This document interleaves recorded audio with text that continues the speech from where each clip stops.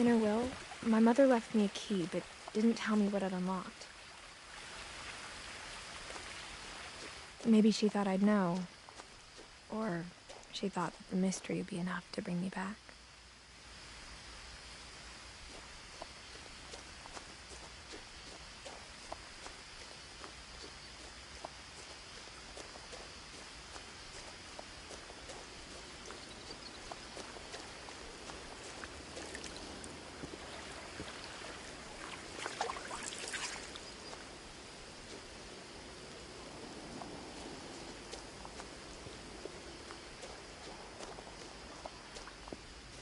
The truth is, even after I inherited the house, I never thought I'd come back to it. But now I had questions about my family that only the house knew the answers to.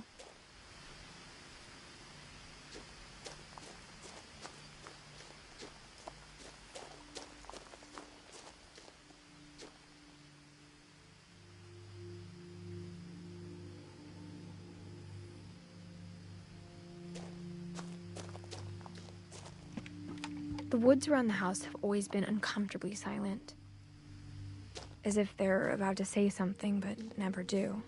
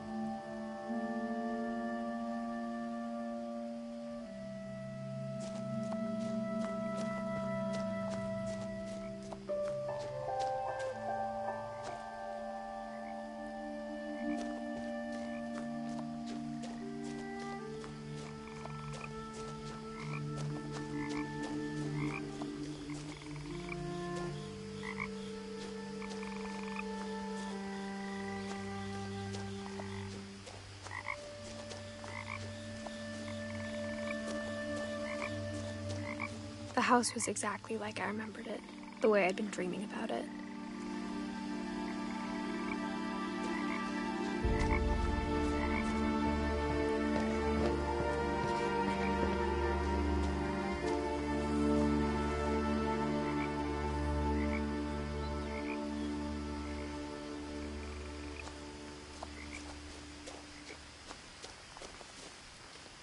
As a child, the house made me uncomfortable in a way I couldn't put into words.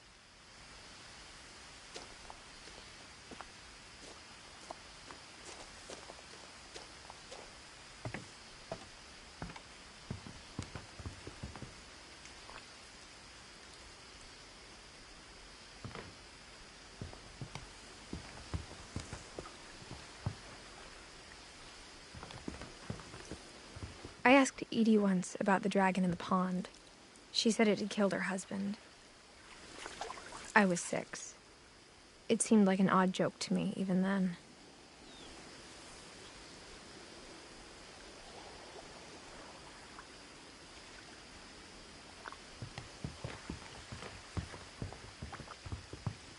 Now, as a 17-year-old, I knew exactly what those words were. I was afraid of the house.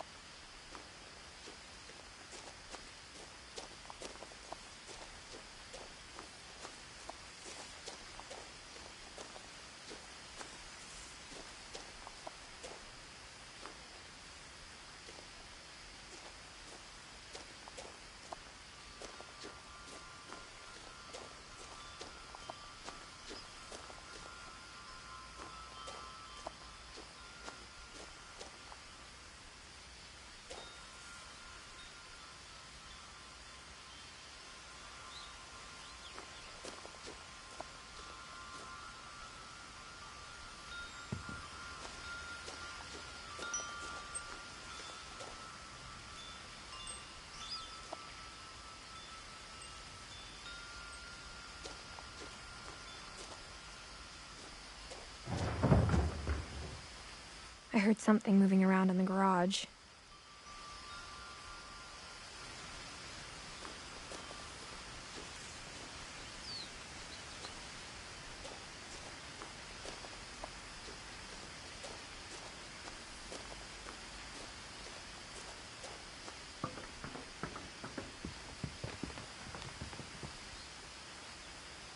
I hoped the key might unlock the front door.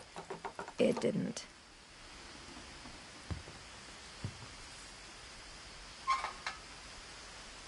Looking in, I felt like the house itself had been waiting for me.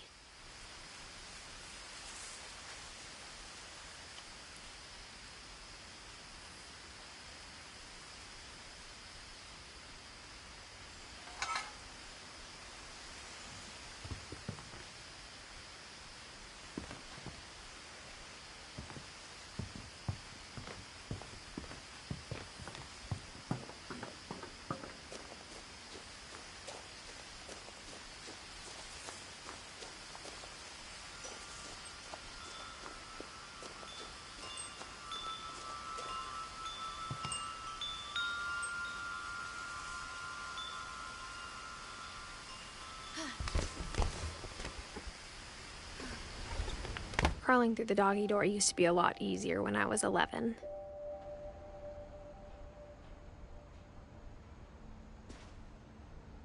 The power had been turned off the night we left.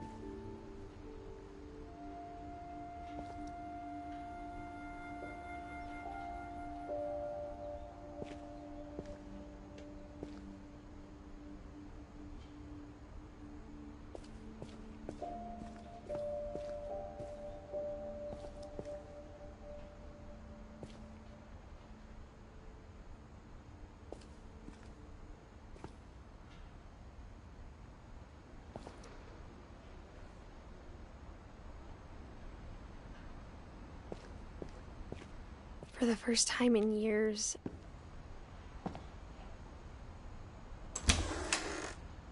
I felt like I was home.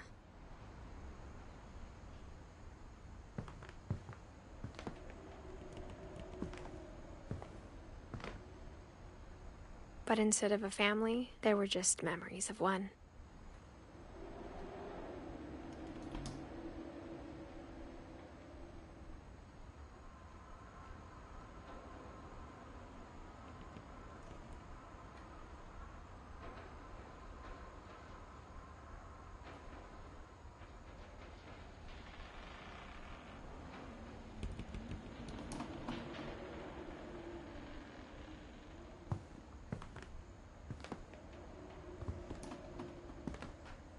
Like how only one restaurant would deliver to our house, so we had Chinese a lot.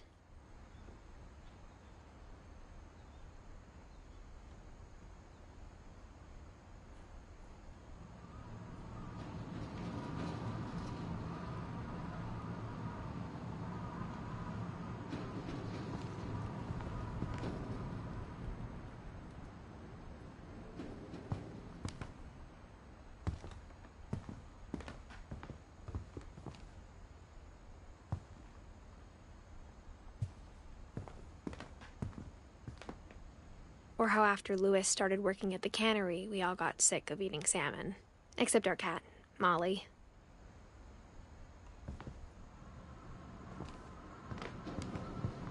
Nothing in the house looked abnormal. There was just too much of it, like a smile with too many teeth.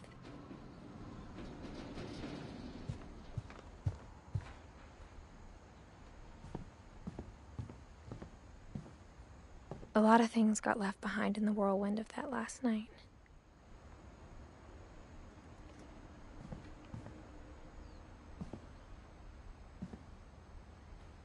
My mom wasn't much of an optimist, but she never stopped believing that my brother Milton was alive.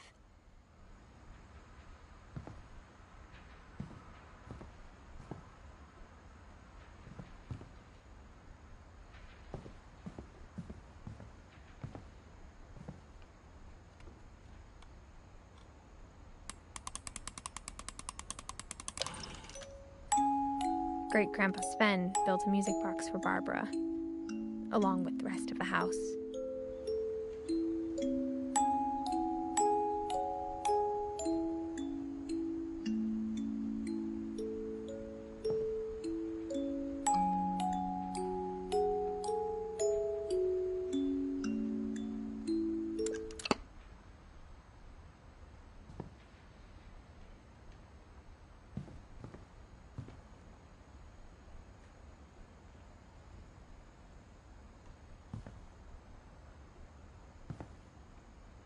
Mom always told me to stay out of the basement, so I wasn't too surprised when the key didn't fit.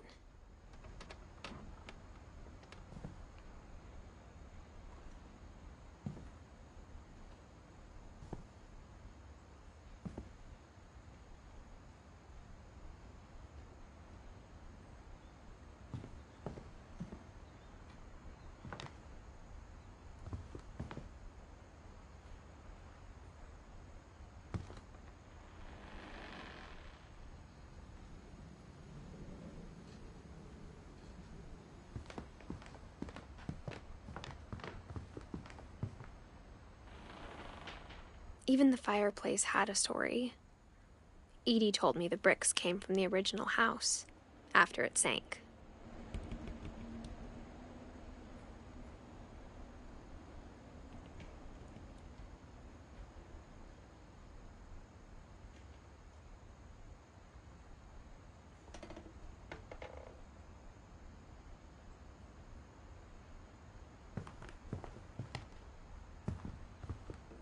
The table was still a wreck from the night we left.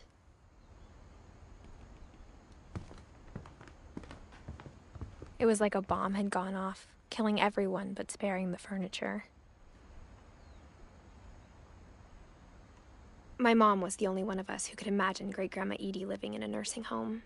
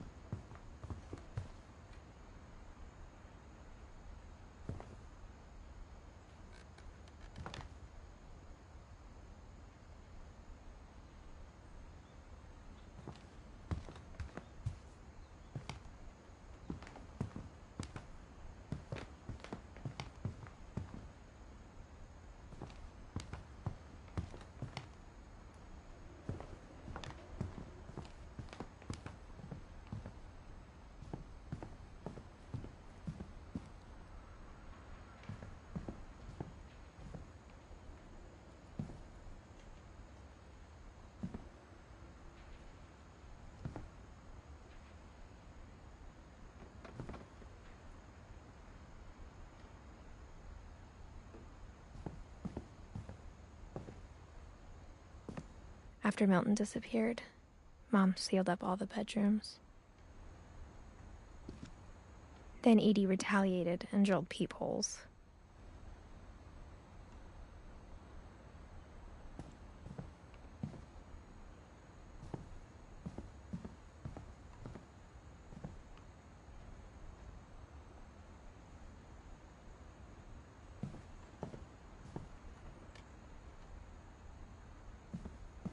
I spent a lot of time playing in Great Uncle Walter's room. I think my mom sometimes regretted not sealing it up.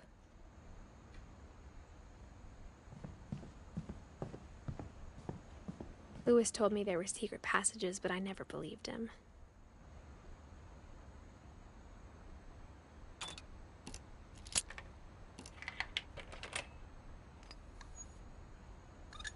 Turns out, my mom was really good at keeping secrets. Now it was time to find out what my mom had been afraid of.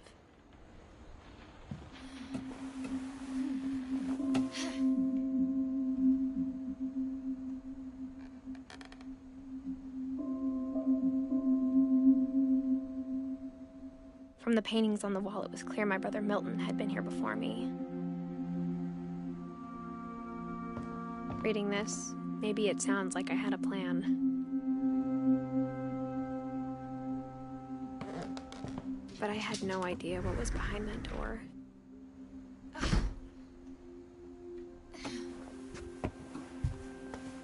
Just like I had no idea where all this was gonna lead.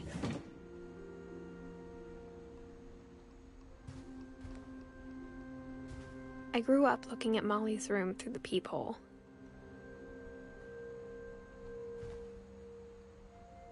Molly's gerbil had a tiny bedroom with its own even tinier gerbil cage.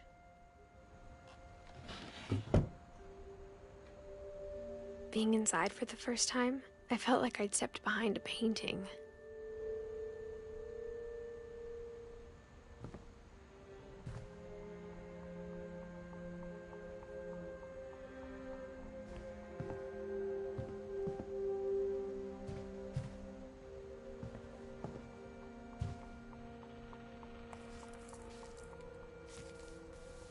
December 13th, 1947. Dear Diary, I'll be gone soon, but I wanted to tell somebody about what's gonna happen. It started when Mom sent me to bed without dinner. I woke up and I was starving, so I looked around for something to eat.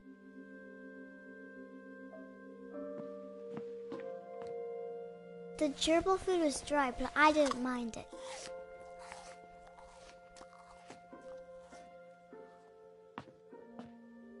My Halloween candy was all gone.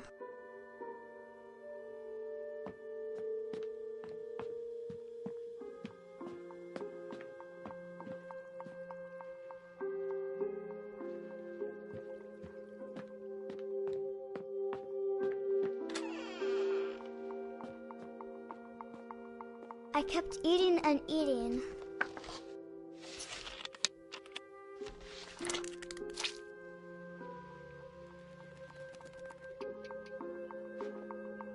I ate a lot of things that night.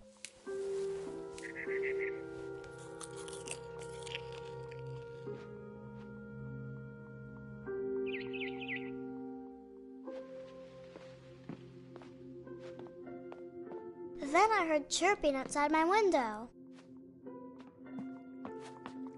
It was a barn swallow going back to her nest. I reached out for her.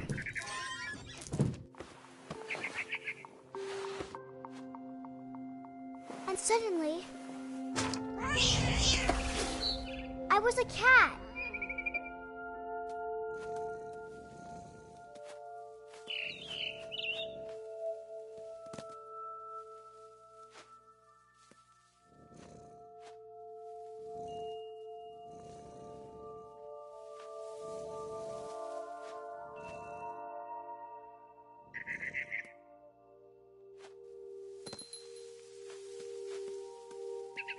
I tried to be quiet, but the bird was really scared.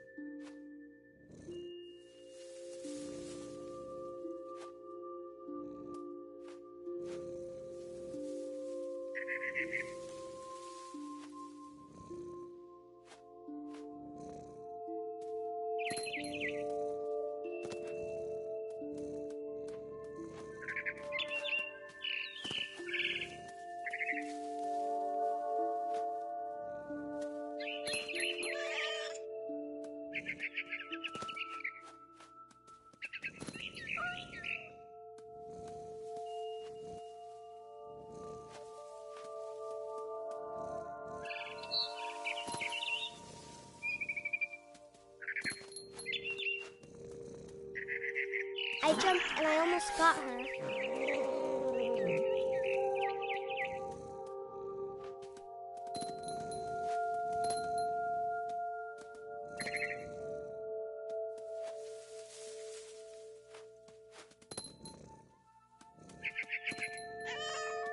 I could tell she was getting really tired. Now I was up in the big tree. I promised Dad I wouldn't climb it anymore. All I cared about was eating that mama bird.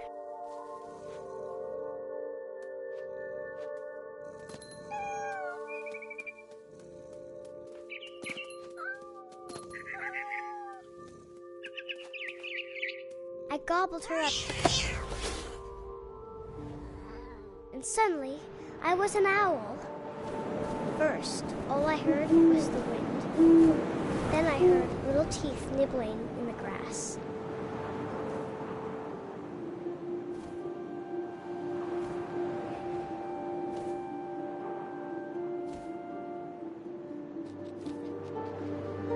Rabbits.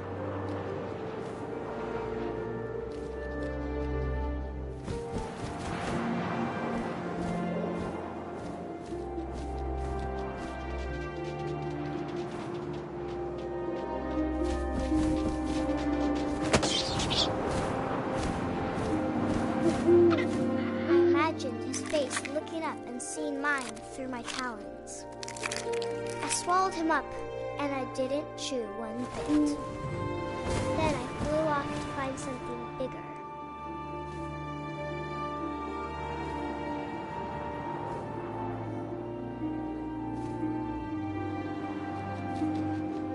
A mama rabbit.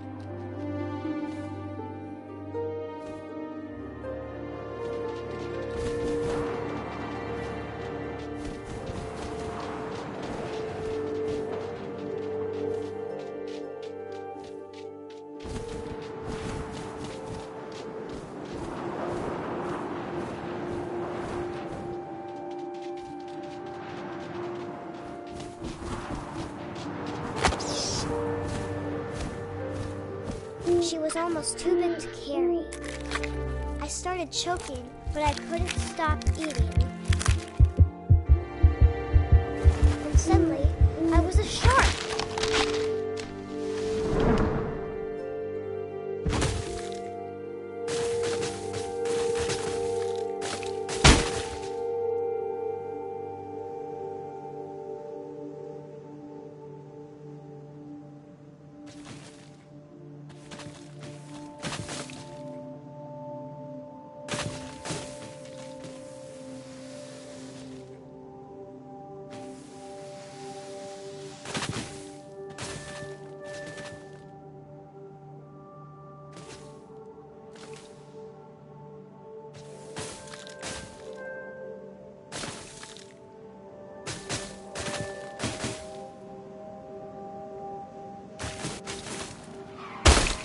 I rolled off a cliff and into the ocean. Now, I was hungrier than ever.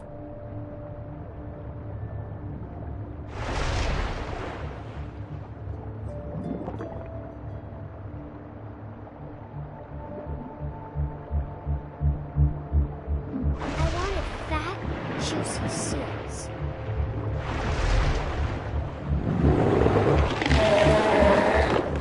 I tore off her flipper, and it tasted really good.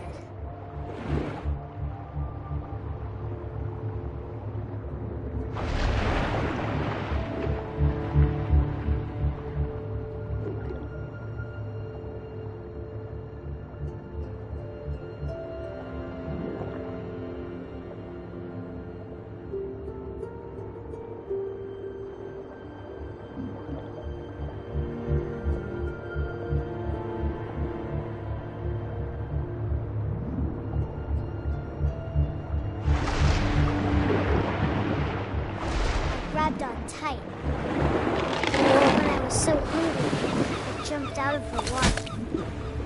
When I opened my eyes, everything had changed.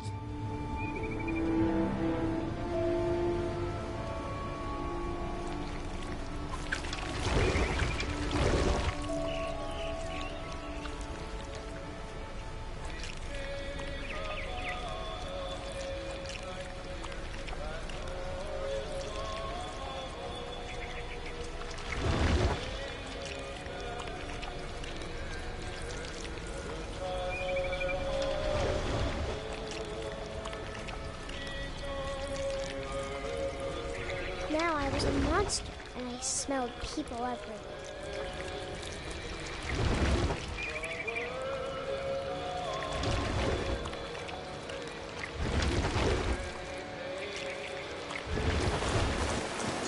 I was big, but I moved real quiet.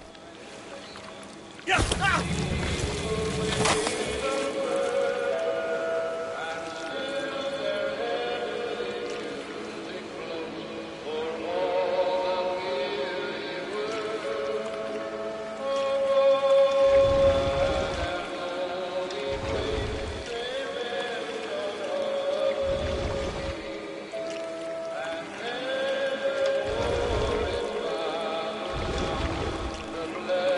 I wanted to stop, but also I didn't.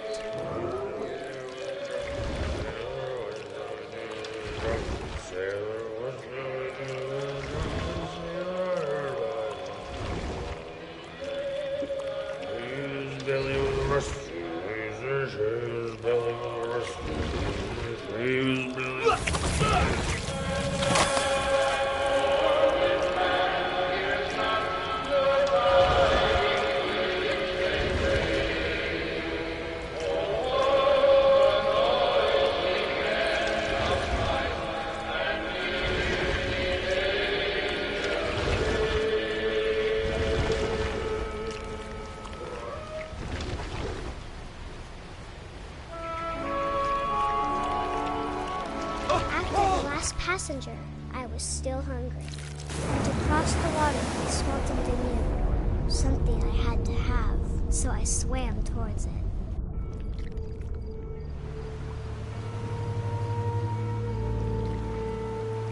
I slithered onto the sand, and the good smell went into an old pipe.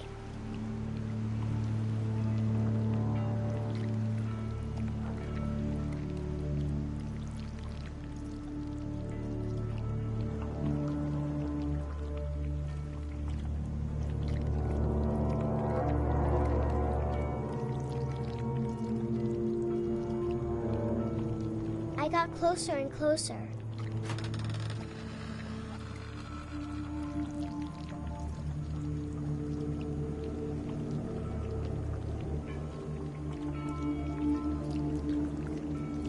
All my stomach started growling.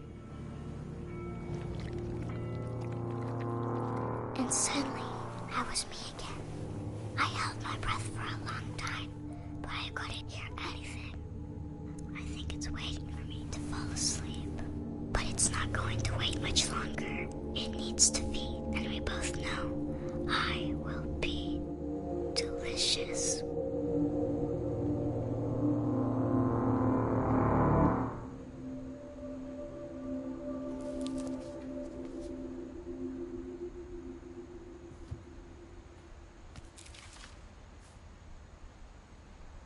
I'm not sure if I believed all of that, but I'm sure Edie would have.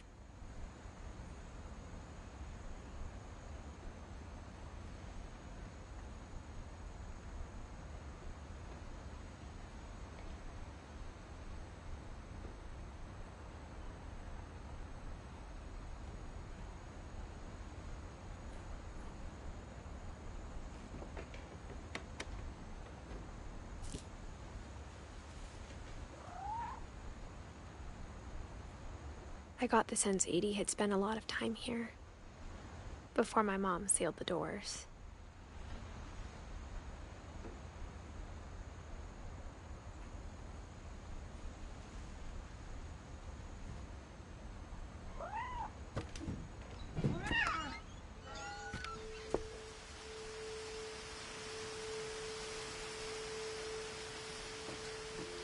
This will be obvious later, but my mom never told me any of these stories. Edie would have, but Mom didn't like bringing up the past. Though, when we adopted a stray kitten, she was the one who named it Molly.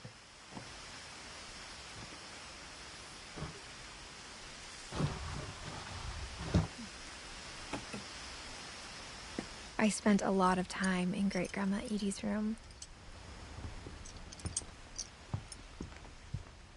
Her room was like a museum. For 500 years, the Finches have been famous throughout Norway for their fortune and misfortune. Odin Finch buries the latest victims of the family curse, his wife Ingeborg and their newborn son, Johan. On January 7th, 1937, he set sail with his family and his house, hoping to leave the curse behind. But 40-foot waves off the coast of Washington send the house and Odin to the bottom of the sea. Odin's daughter Edie, with husband Sven and baby Molly, step ashore on their new home, Orcas Island. Odin Finch is the first to be buried in the new family cemetery. His daughter Edie is already dreaming of a new Finch house.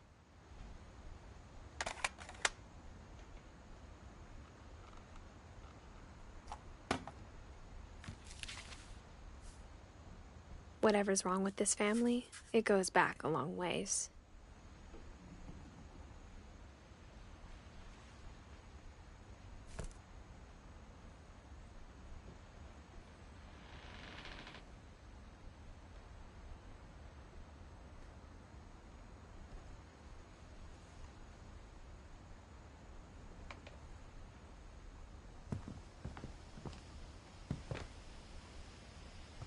Louis died a week before we left, but Edie had already started to memorialize him.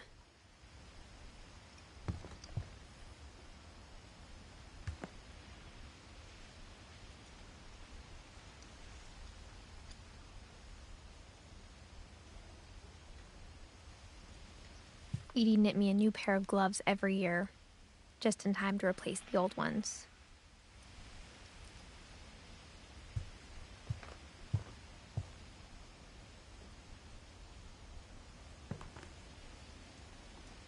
One summer, they evacuated the island, but Edie refused to go. For a few weeks, she was a celebrity.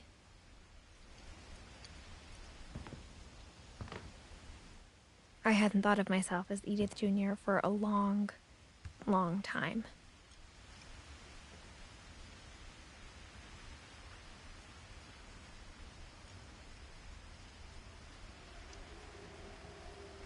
Edie gave a big interview about a mole man living under the Finch house.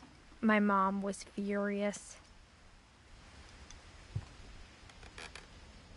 When Edie told people Sven was killed by a dragon, she could also have said he was building a dragon-shaped slide that collapsed. She could have, but she didn't.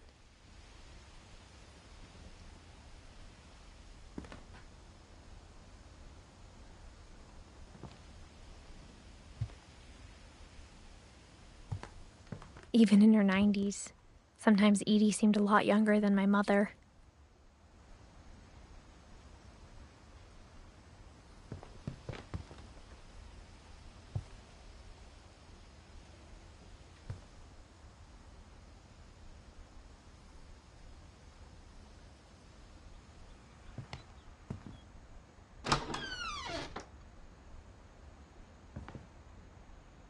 The only trace Grandpa Sam's first wife, Kay, left on the house was the pink bathroom. It was a pretty big trace.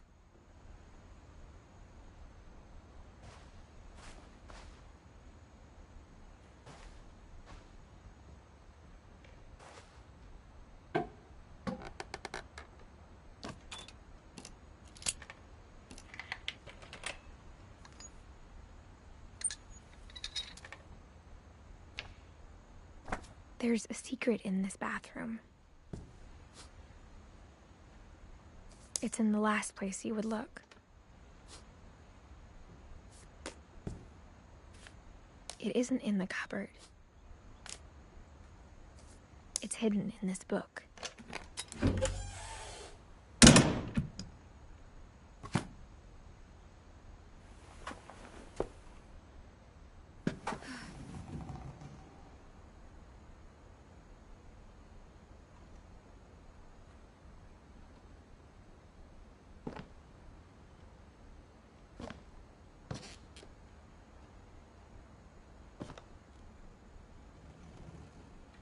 Sven gave Sam an old camera he'd refurbished.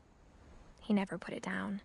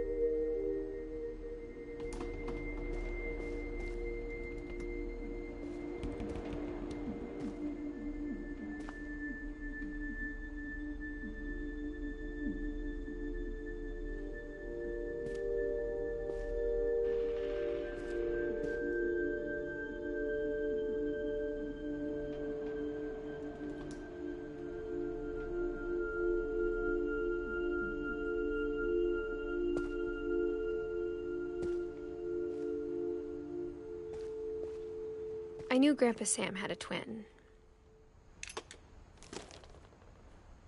And that he never talked about him.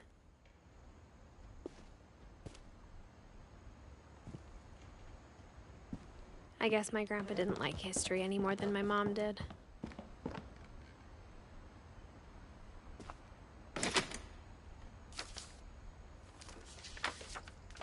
How I Want to Remember My Brother by Sam Finch. The thing I remember is that when he made up his mind, that was it.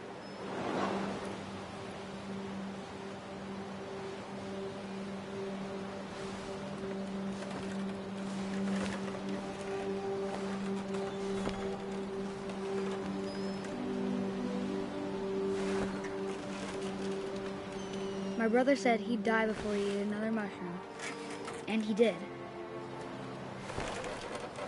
At Barbara's funeral, we swore we'd never be afraid again, and he wasn't.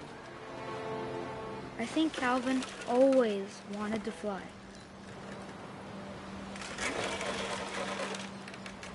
Sam! Calvin! Dinner's ready! Coming! But that day, he finally made up his mind to do it. I told him going around was impossible.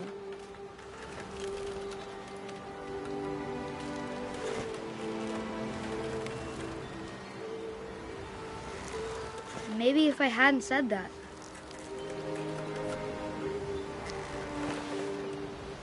Calvin! I'm not gonna tell you again! Maybe if the wind hadn't picked up. Then maybe he'd still be here. But I doubt it.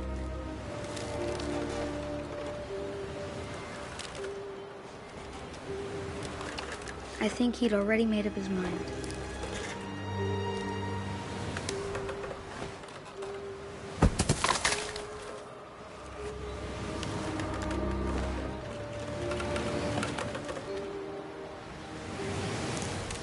That's what I want to remember about my brother.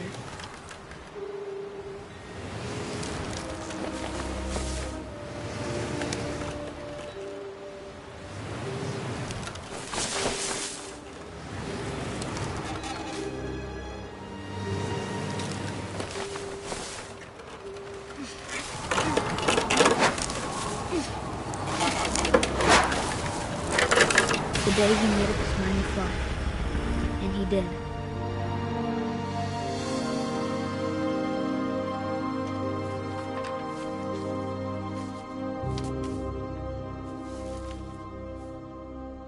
Calvin's story felt strangely familiar.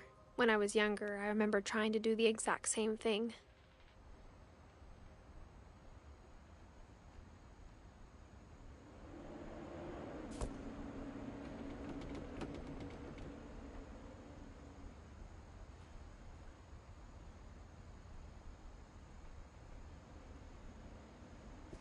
After the funeral, Edie roped off Calvin's half of the room.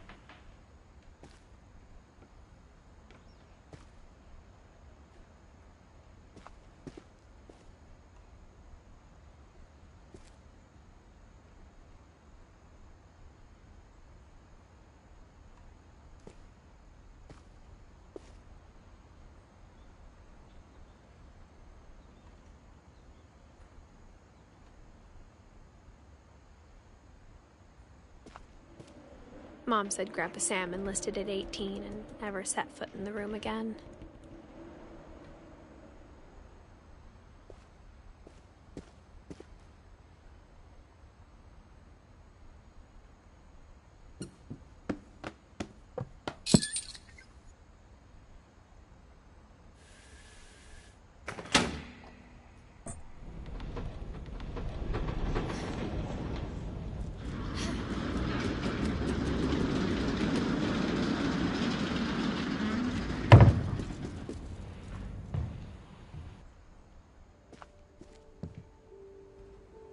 The passages were a pretty tight fit.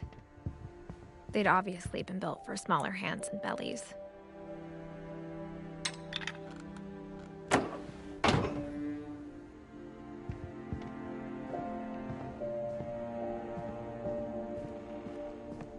Mom must have locked the third floor stairs on the night we left.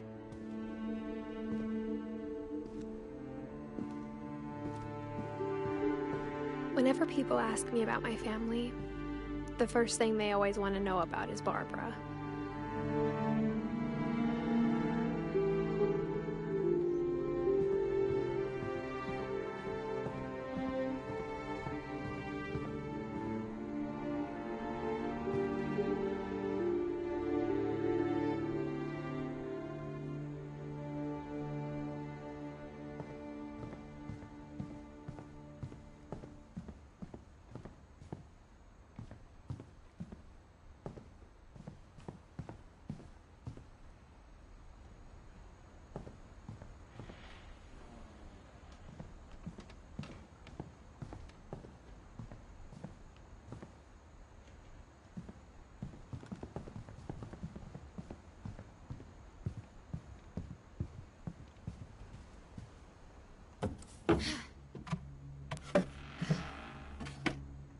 Growing up, I always thought of Barbara as a child star.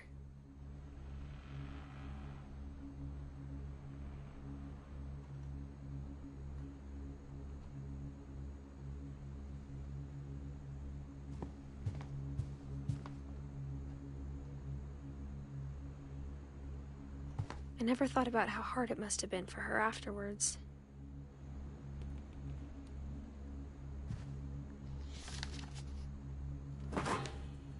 Of all the stories people wrote about Barbara's death, I'm surprised Edie saved this one.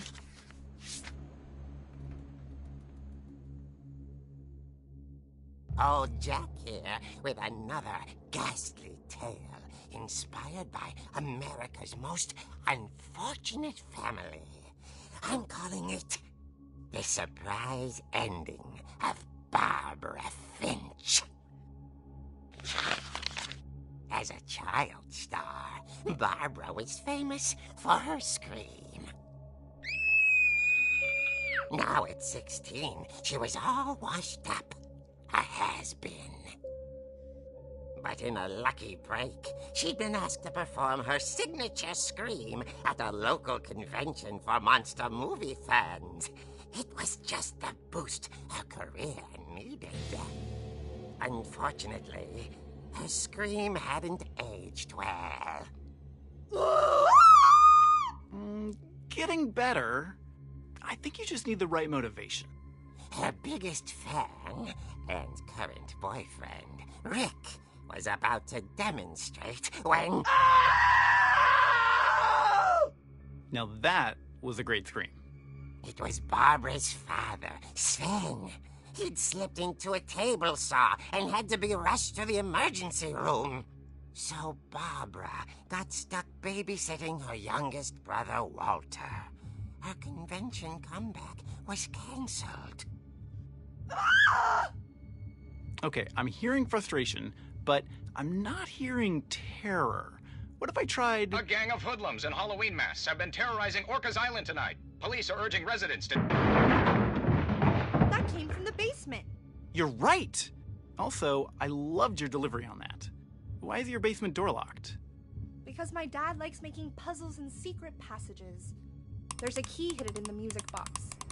The secret is to keep winding and winding until finally the key pops out. Thanks, babe. I'll be back in a sec. 20 minutes later, Rick hadn't returned.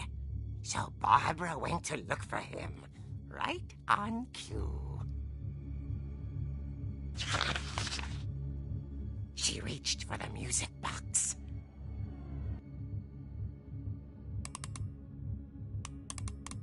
And as she wound the key, she listened for Rick, but the house was silent.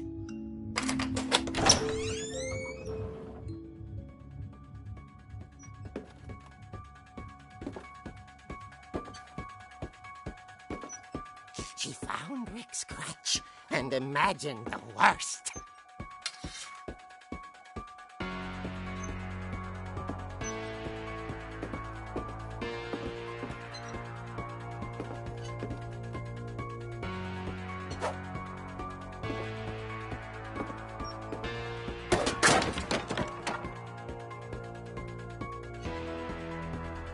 The gang's leader is the infamous Hookman killer, Dr. Carl Hamill, who impaled and then ate his family 10 years ago tonight. The old fridge rattled and grew still. Oh dear!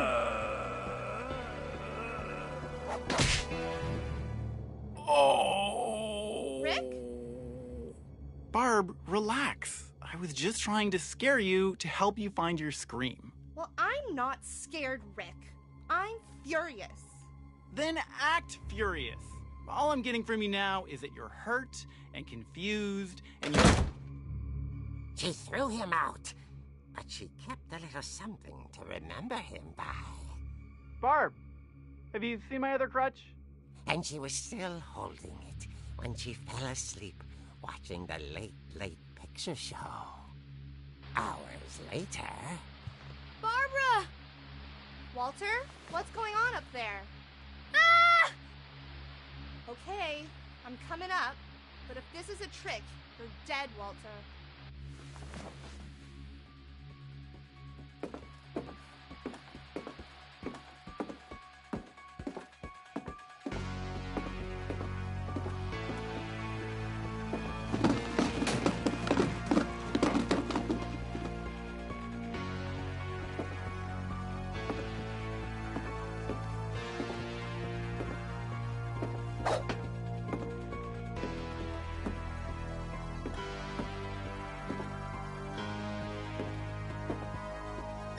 Walter, are you there?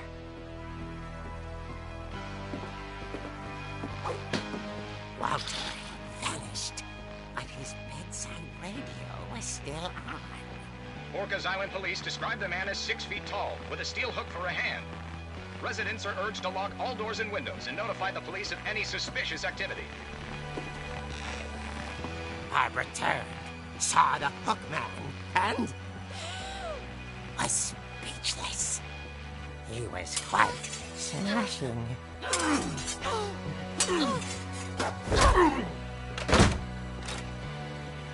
And whoever he was, he couldn't get enough of Barbara.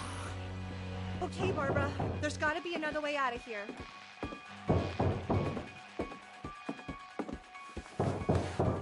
That night, she played her part beautifully.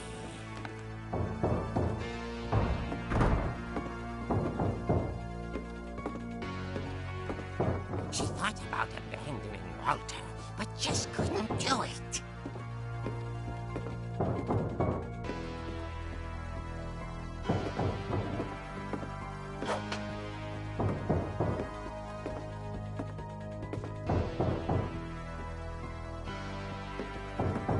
Molly's door hadn't been opened in years. The hinges groaned.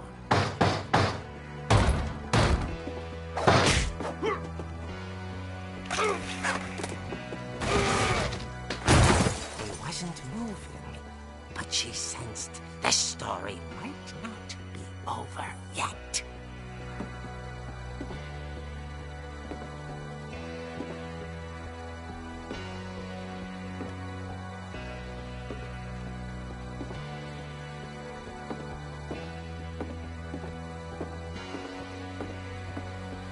The hookman had vanished, listened for his breathing, but all she heard was...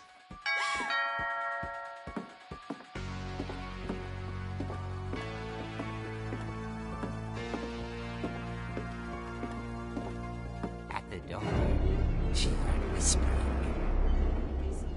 It was coming from inside the house.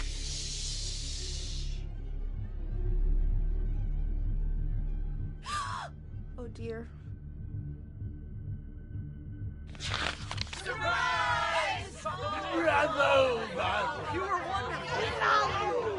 monsters had come to surprise her. For Barbara, it was a dream come true. Then she saw what kind of monsters they were, and she realized what was about to happen. She was going to be famous. And with her final breath, Barbara Finch gave the performance of her life.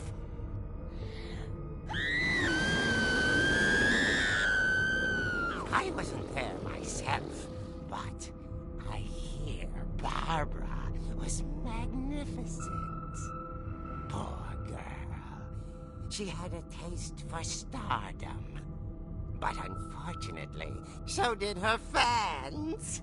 Of course, the police blamed it all on poor Rick, who disappeared the same night. And little Walter? Hiding under his bed the whole time. He took it all pretty hard, but that's another story. As for Barbara, tucked inside the music box is all they ever found of her. Her ear. Now that's what I call a real eerie tale.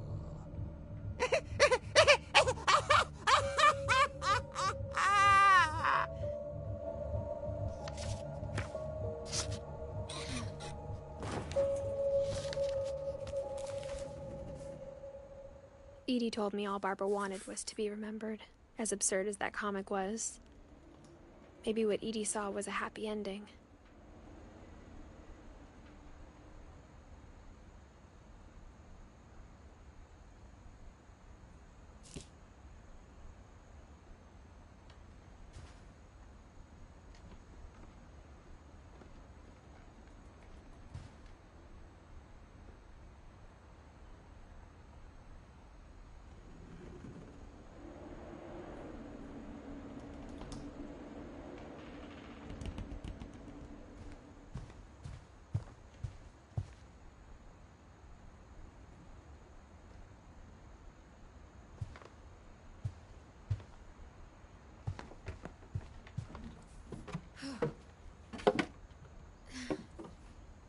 I guess now I know why Mom didn't like me playing with the music box.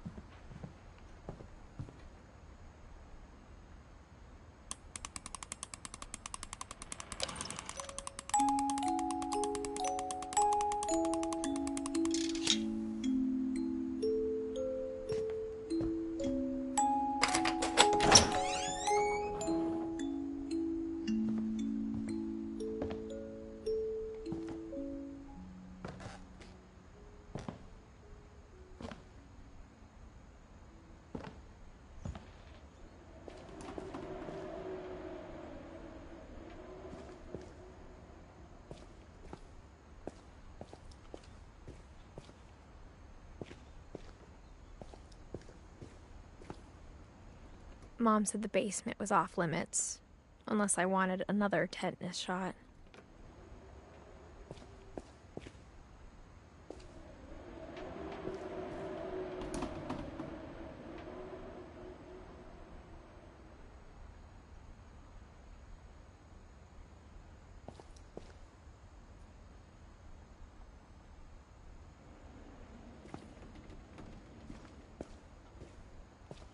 I saw Edie sneak down to the basement once, carrying packages.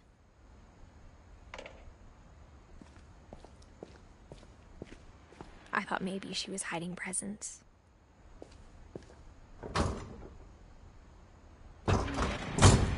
It turned out she was hiding a lot more than that.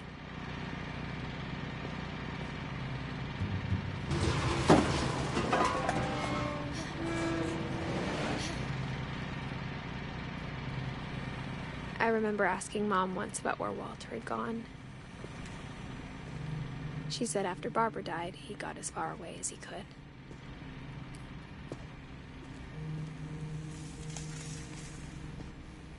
If there's a pattern in all these stories,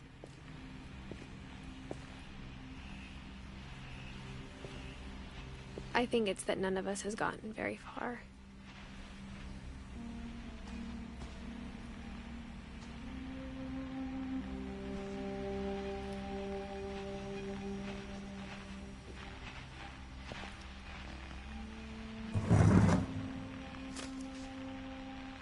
Goodbye, everyone.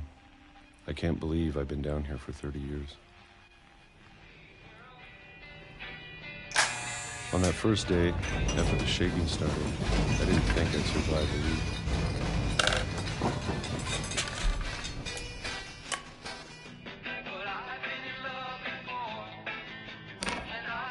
But after a few days, I settled into a routine. That's what kept me sane.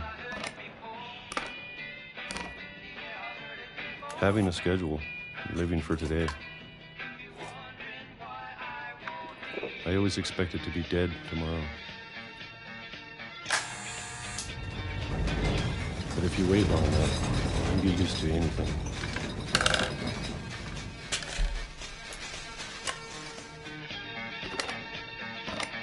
Even a monster on the other side of the door starts to feel normal. Almost friendly.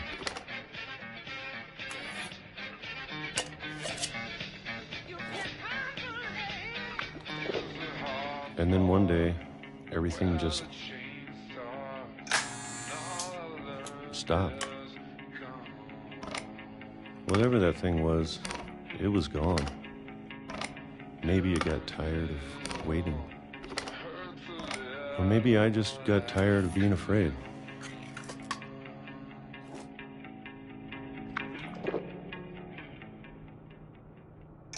It's been a week now, the longest in 30 years. I'm done waiting. I have to leave while I still can.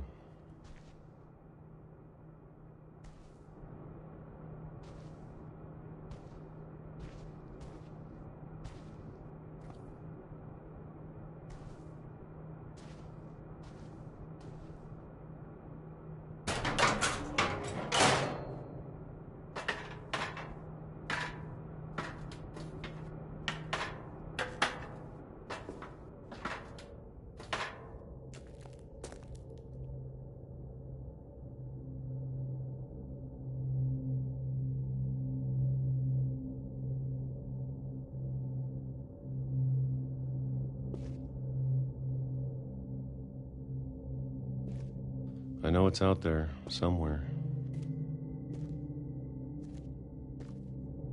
Whatever killed Barbara and Molly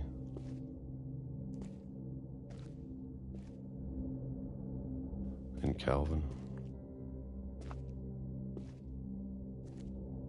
Maybe this is all a mistake.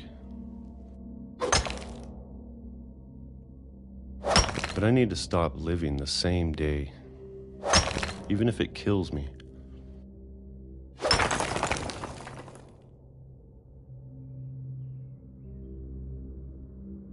Whatever's out there, I want you to know I'm ready for it. I'm going to appreciate all of it, especially the food.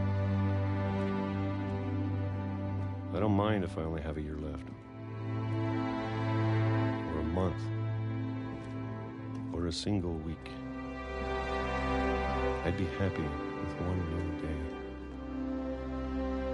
I can already imagine the sun on my face.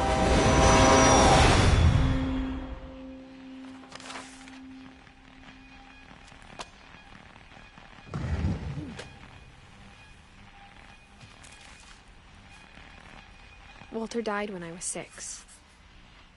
I can't believe my mom never told me he was down here.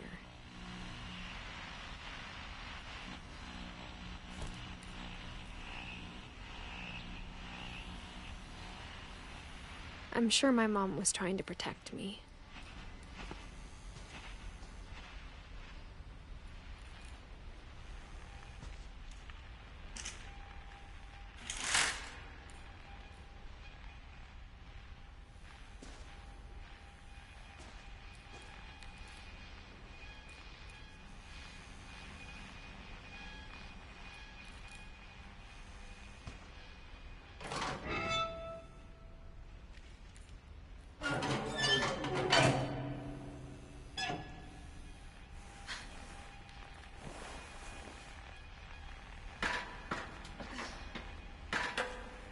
Maybe she was afraid I'd end up like Walter.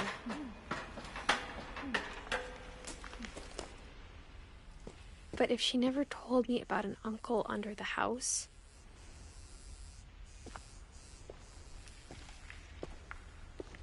I can only imagine what else she was hiding.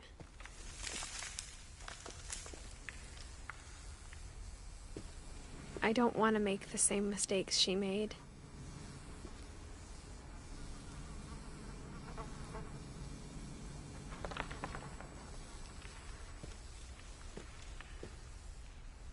Trying to bury something that's still alive.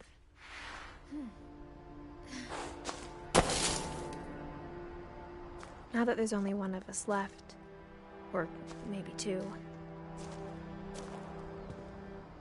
I thought it was time I heard the stories for myself and found out what happened to everyone else. But now I'm worried the stories themselves might be the problem. Maybe we believed so much in a family curse, we made it real.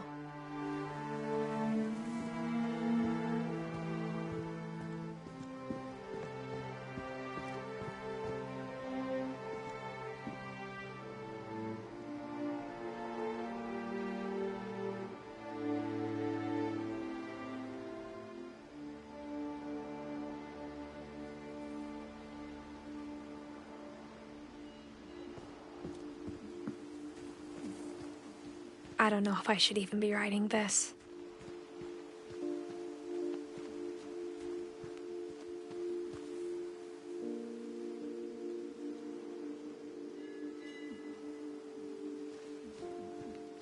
Maybe it'd be better if all this just died with me.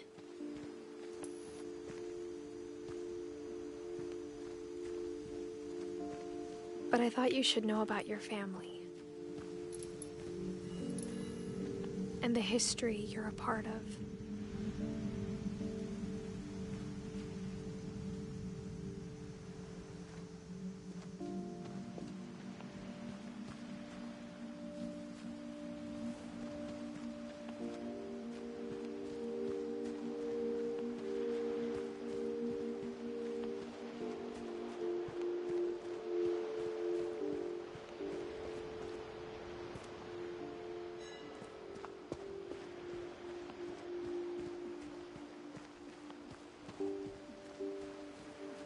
Though to be honest, I feel as lost as you probably do right now.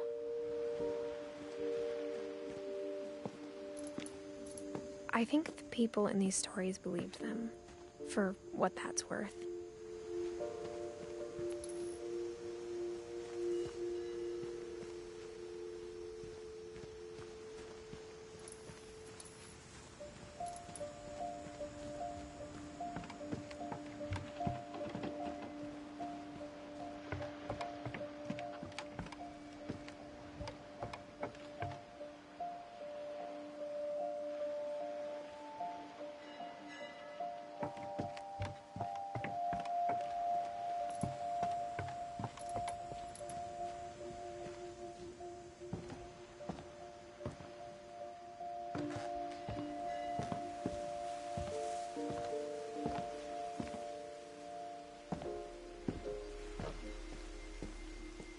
And when you look at the house, that history of imagination and stubbornness and madness, Any of it seems possible.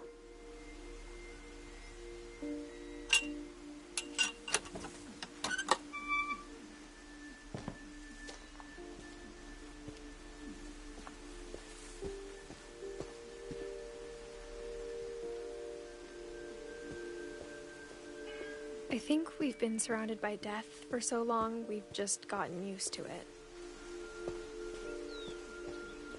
What kind of family finishes building a cemetery before starting the house?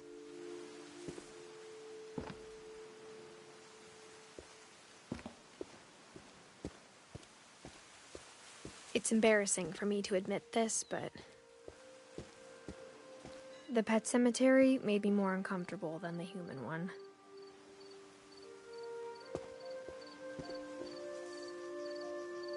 Three of the gerbils were mine, and 2 had been my fault.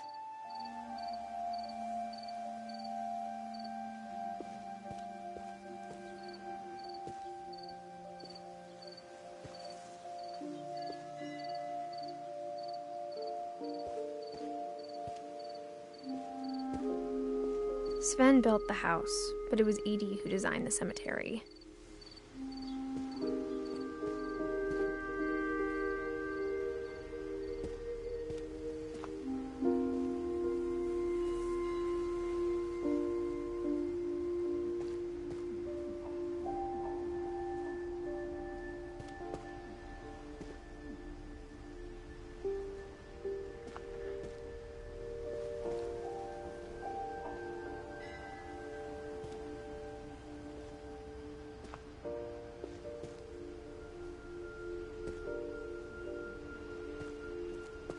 I'm sure Odin's monument had been Edie's idea. My mom was always trying to move on, but for Edie, the past never went away.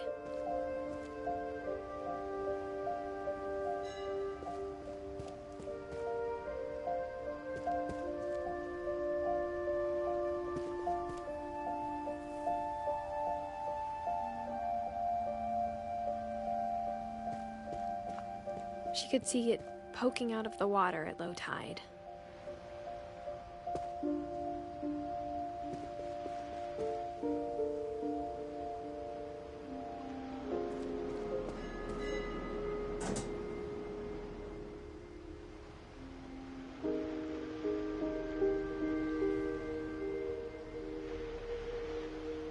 Edie said she dreamed about the old house every night.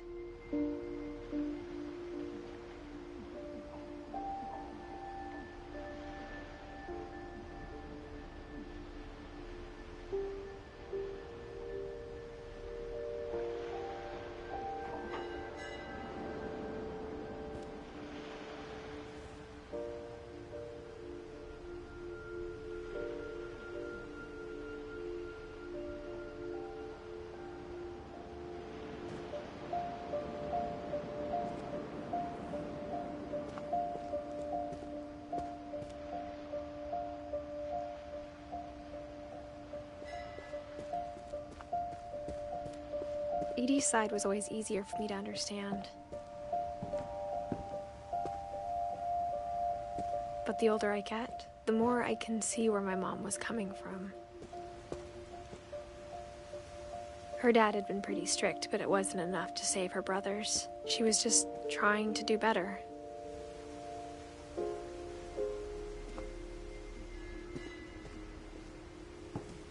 She lost 2 of her brothers, just like I did. I get why she tried so hard to protect us. We never found Milton's body, so my mom insisted we were putting up a monument, not a tombstone.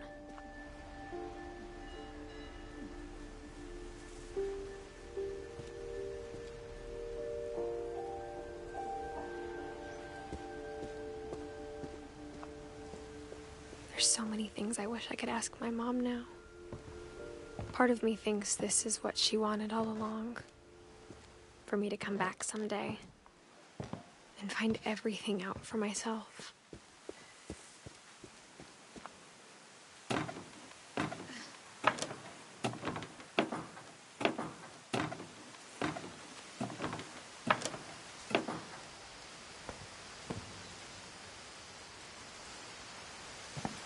But looking back on it now,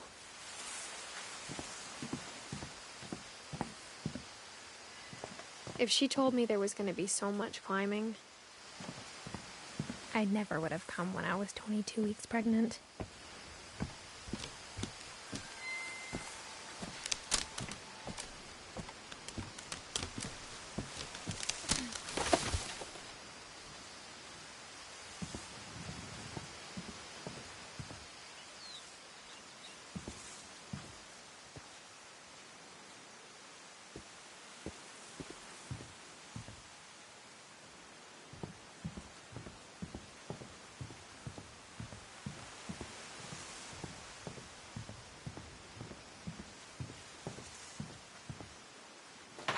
I never met Grandpa Sam, but I think he and my mom had a lot in common.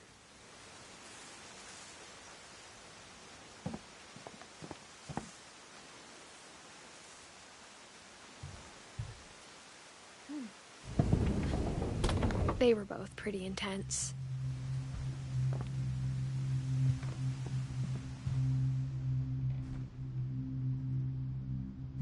Sam spent his life shooting photos, but Mom said he got nervous being in front of the camera. I guess we're all afraid of something.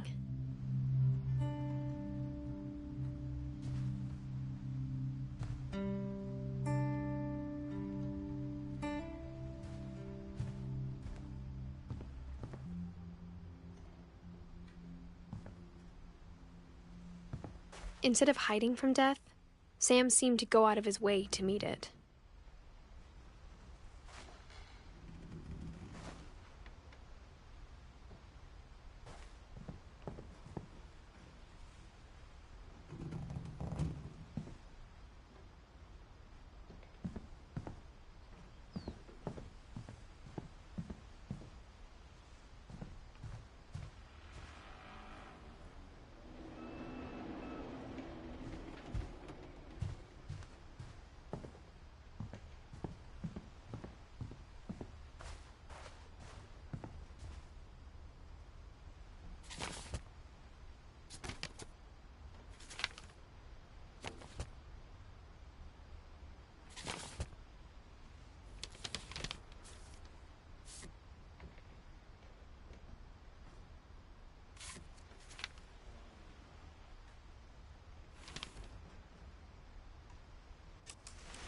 Dawn, I promise, you'll never forget this weekend. Yes, sir. These memories are gonna last a lifetime. Am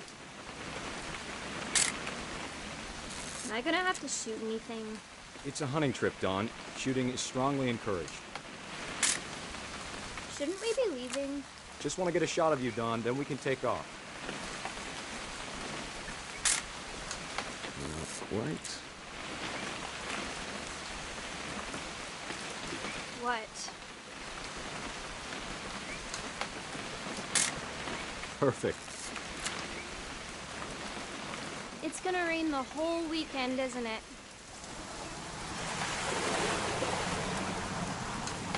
Please just take the damn picture.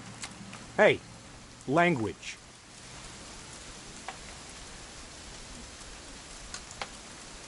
Did you want to get a picture of me or what?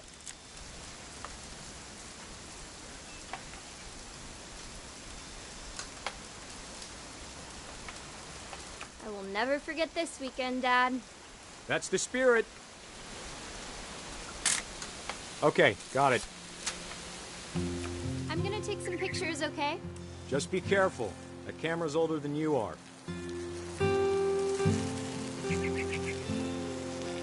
Definitely should not have drunk all that coffee. You're right, Dad. It's starting to clear up. Still freezing, though. Hey! That's a keeper.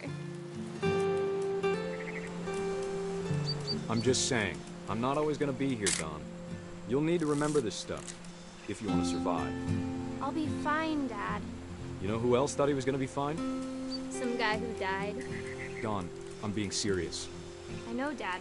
You're always serious. Doesn't being out here make you want to chill out? Well, to tell you the truth, I haven't been out here in 20 years.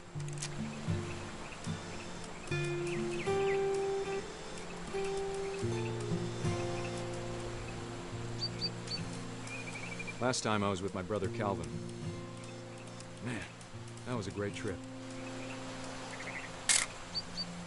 Your grandpa Sven taught us how to fish, how to build a fire. We found an old logging trail. There were deer everywhere. I bet if I could remember where that trail was, we'd spot a buck for you in no time. Give me a minute to check the map.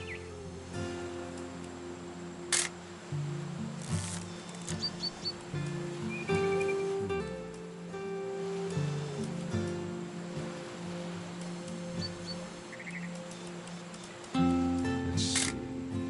Don, don't you think you could find something more interesting to photograph? Maybe.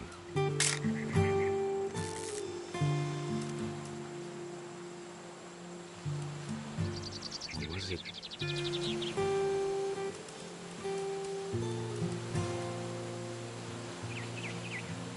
could have been...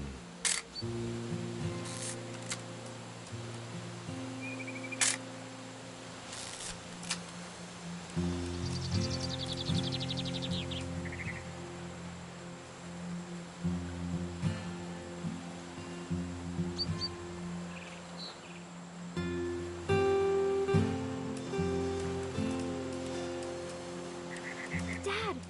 Good eyes, Don. Before you take the shot, let me get a picture of it.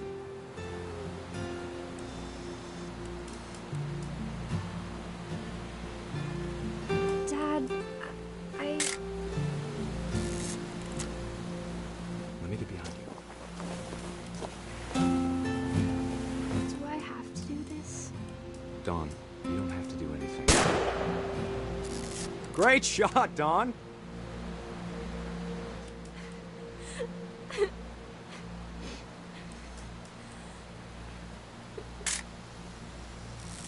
I'm proud of you, Don. Always remember that, okay?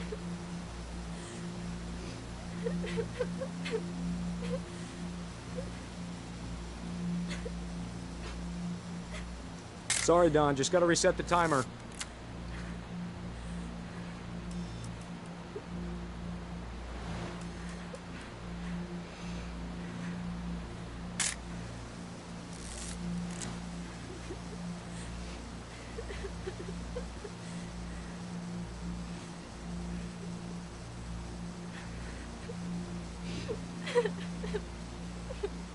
Hang on, kiddo. Just trying to get a shot of the two of us together.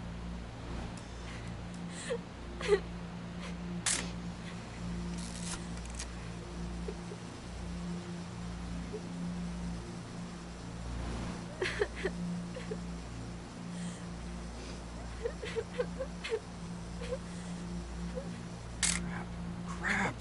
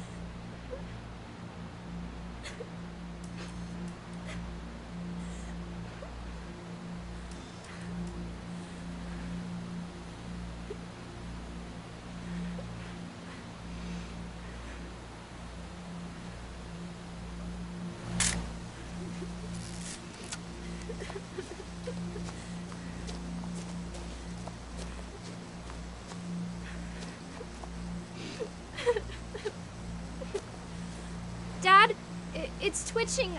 I think That's it's totally normal, Doc. Just focus on the camera. Try not to think about... Dad!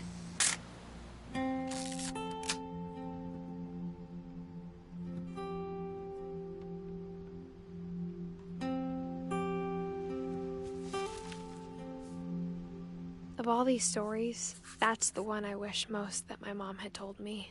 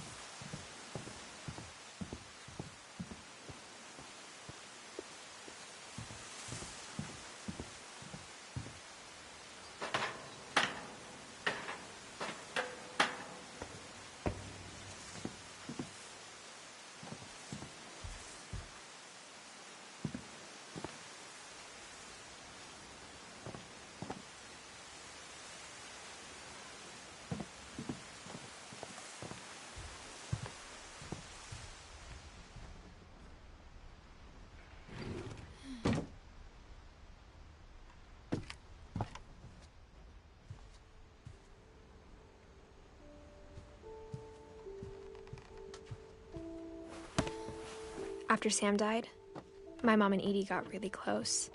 They'd both lost a lot.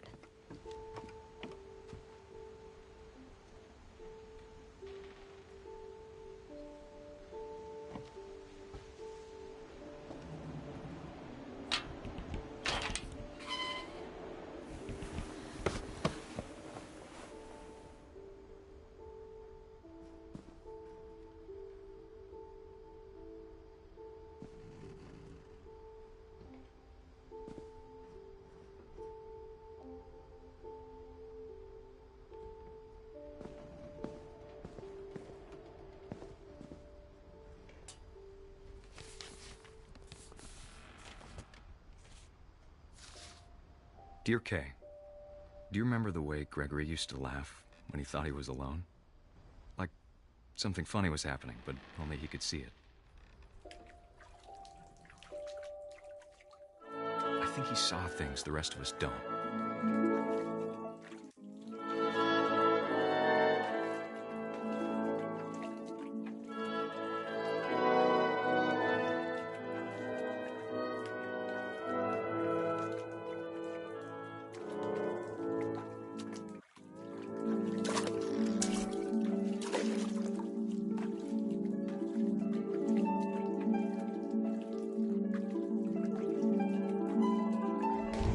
Over, Gregory. It's time to...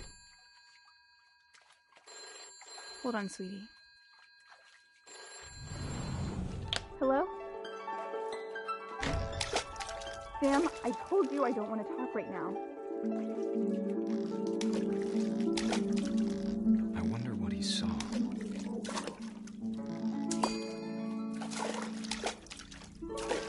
What his world was like.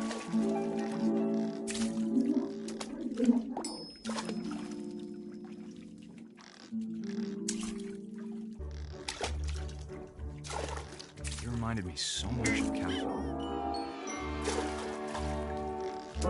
Lost in his imagination.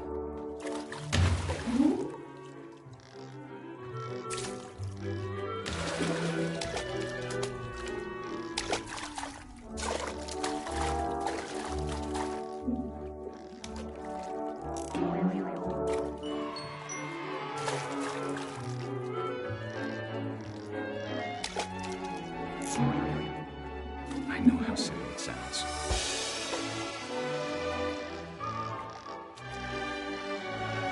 But I worried about a baby being too happy. But I could feel him slipping away. Sorry about that, Gregory. I know you did everything you could. Maybe if I hadn't called that night. Damn it. Hold on, I don't want Gregory to hear this.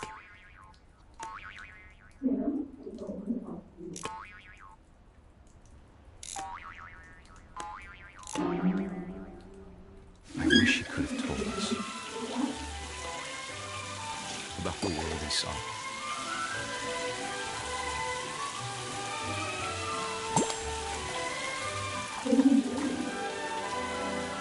There's so much I don't understand about Gregory, about everything.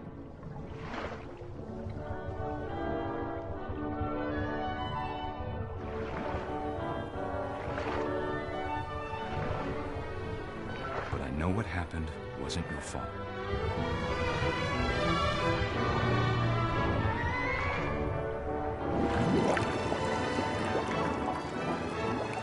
I'm sure he's happy. And he'd want you to be happy too. Good luck, Kay. Love, Sam.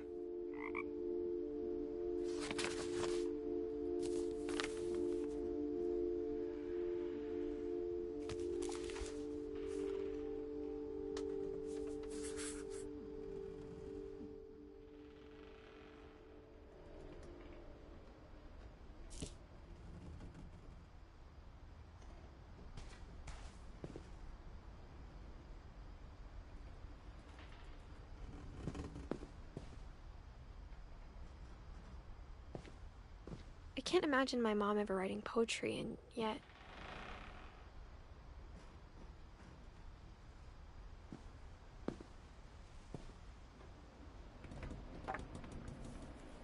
A poem for Gus, who always said the wedding was a bad idea. Our father never hit us kids, at least not very hard, before the day my brother said with teenage disregard that he'd be dead before he'd see a wedding in our yard.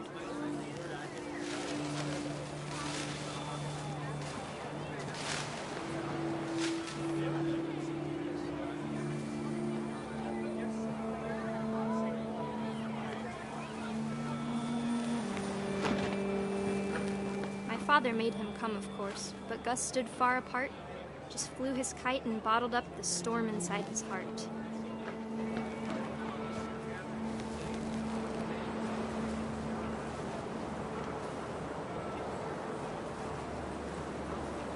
I tried to talk him out of it, but though he'd never met her, "We don't need a stepmom," were the words that I now pronounce you husband and wife. You may kiss the bride.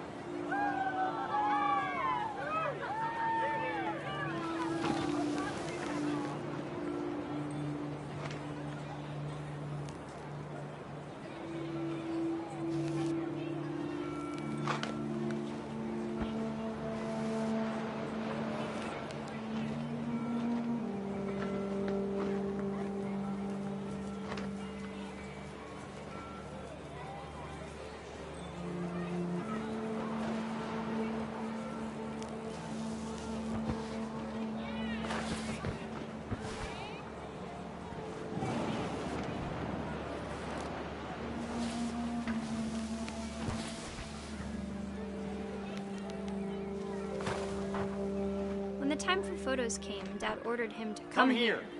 But Gus declined, and as a sign held up his middle finger.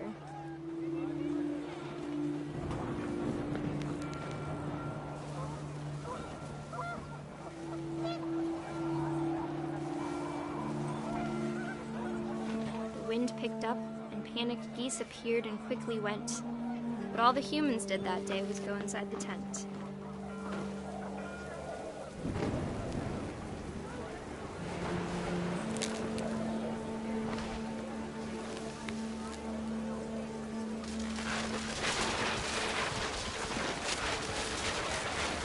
The rain came down in buckets then, but no one seemed afraid that nature might destroy the tent our dad had crudely made.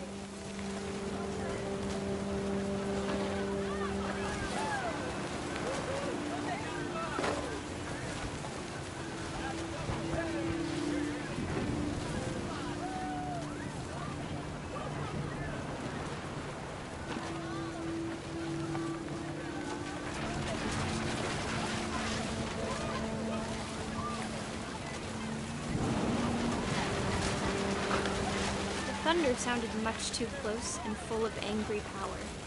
But all my father said to this was, "Make the music louder."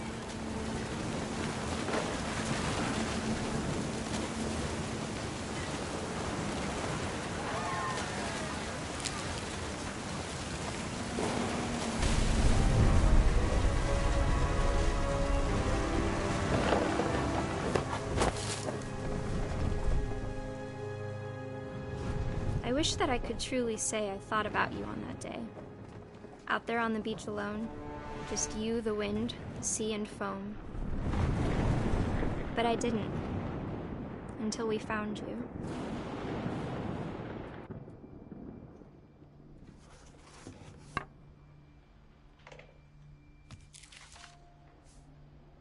She never talked about him, but Mom told me once if I was a boy, they were going to name me Gus.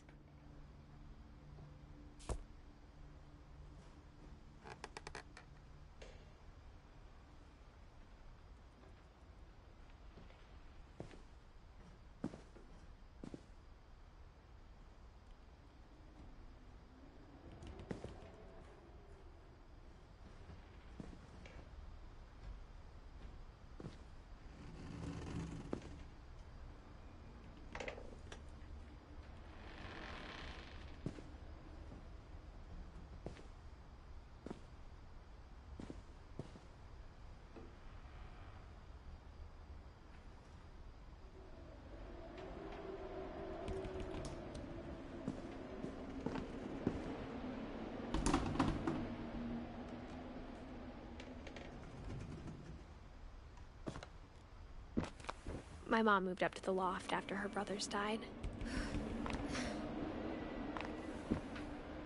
At the time, it was as far away as she could get.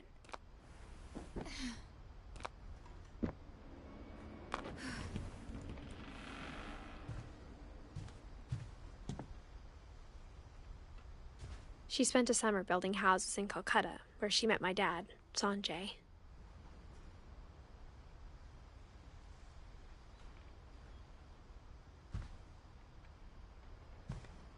Religion was another thing my mom never talked about, but I think it helped her a lot after her dad died.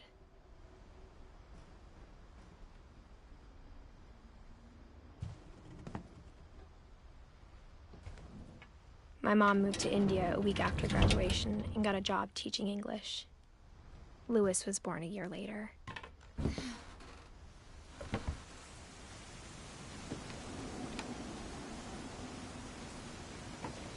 When my dad died, I don't think Mom knew where else to go. I'm sure Edie was happy to have her back. And to see kids in the house again.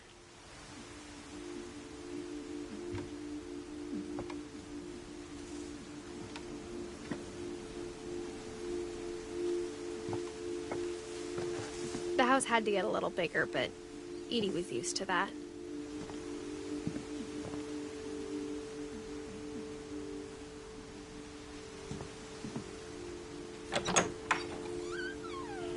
And for a while, things were good. Almost normal.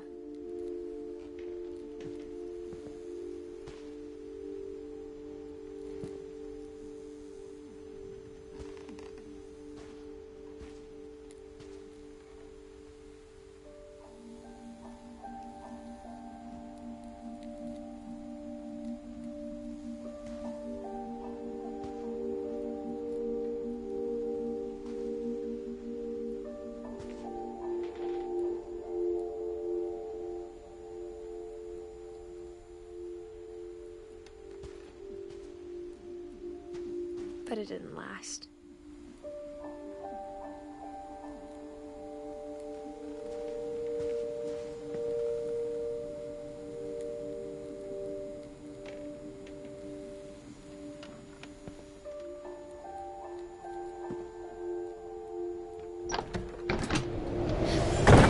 The beginning of the end was Milton's 10th birthday, when Edie gave him a castle.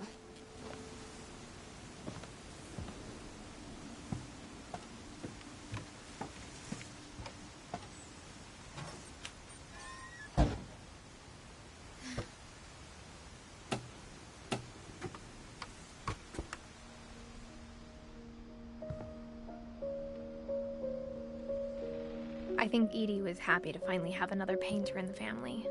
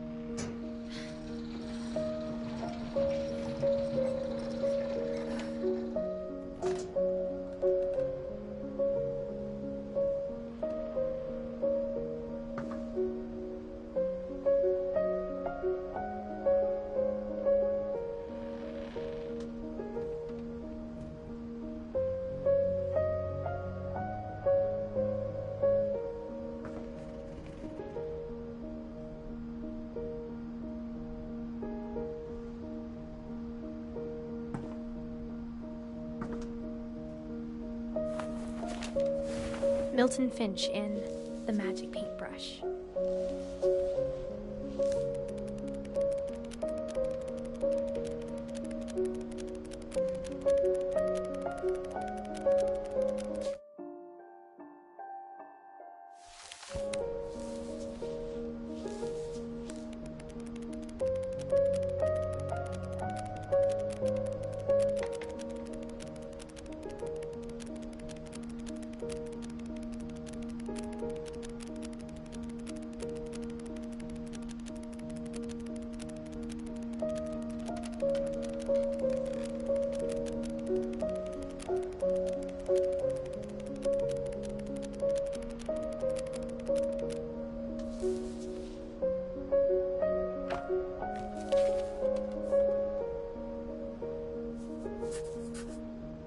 was 4 when Milton disappeared.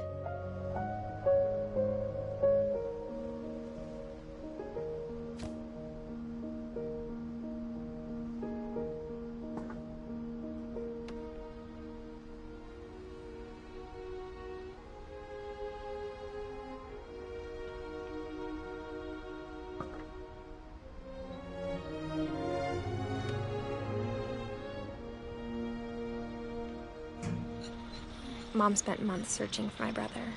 Then she sealed the doors.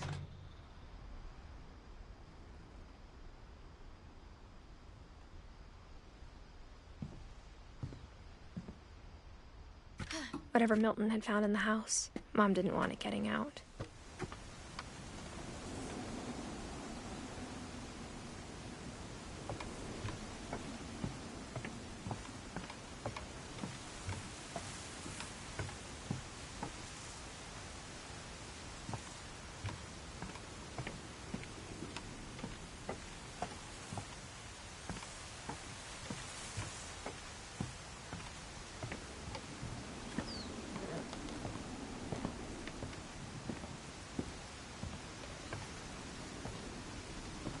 Mom definitely blamed Edie, but I think Louis blamed himself.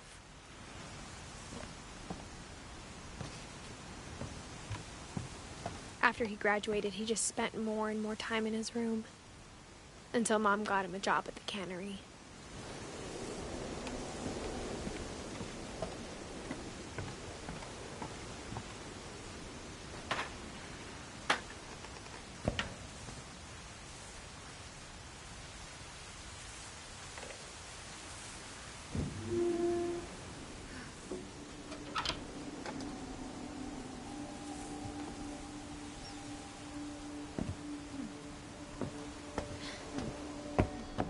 Louis's room smelled very, very familiar. That part of him lived on.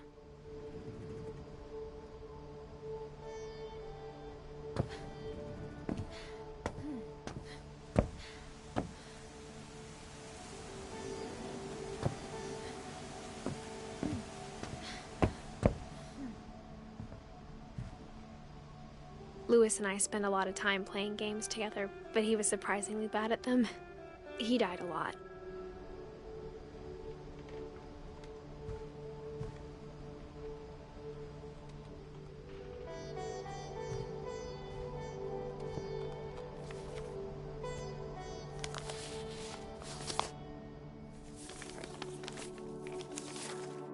Dear Mrs. Finch, as Louis's psychiatrist, I can understand your desire for an explanation. As I see it, the trouble began in January, shortly after we convinced your son to seek treatment for substance abuse. Newly sober, I believe Louis first noticed the monotony of his daily life.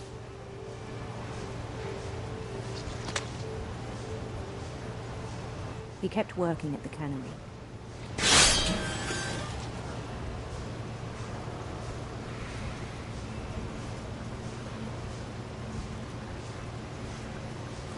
But he withdrew part of himself.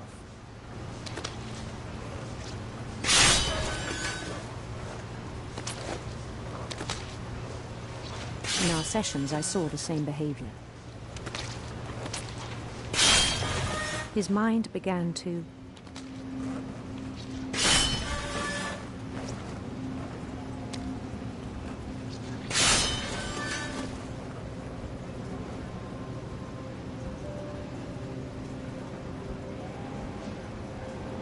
wander.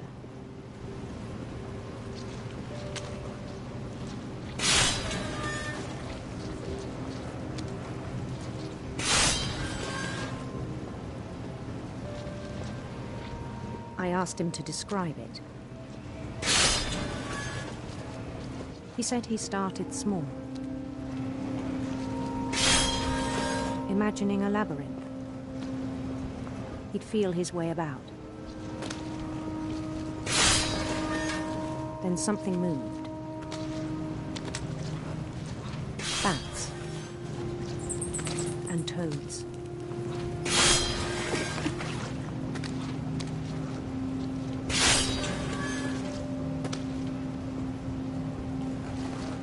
and things that have not names.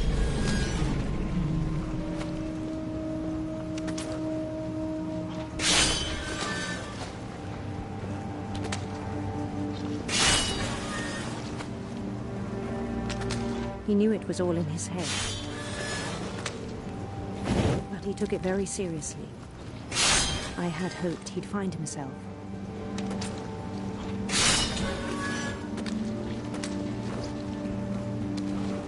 But he found something more.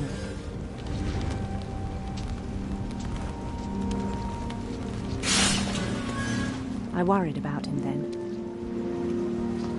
daydreaming at the cannery. I spoke with his boss, but he said Lewis had become a model employee. Methodical, tireless, focused. Like a whole new Lewis. So I let him go on.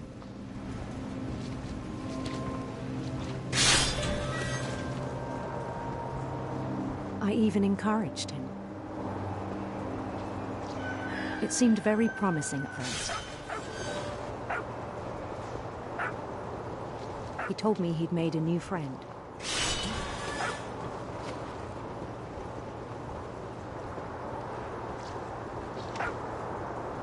On the edge of a city he named Lewis Topia.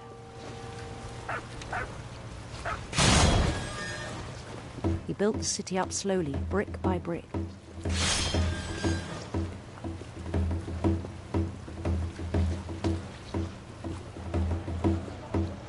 Then he made musicians.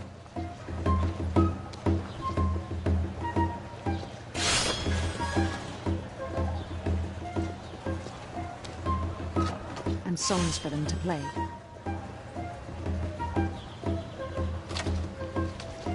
He talked about starting a band. And he was always humming something. Every day his imagination grew stronger.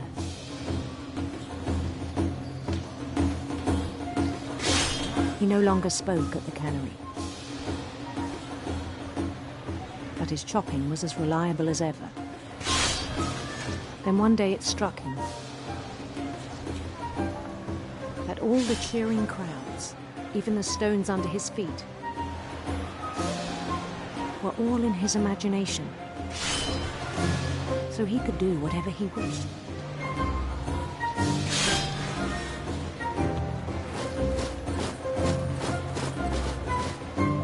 He held an election for mayor. And he won. They begged him to stay, but his mind was already wandering. It became a game for him.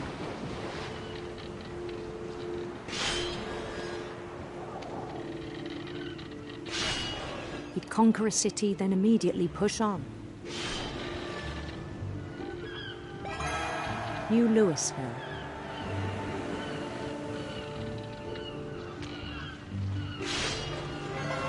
St. Louis. He started drifting away from our reality.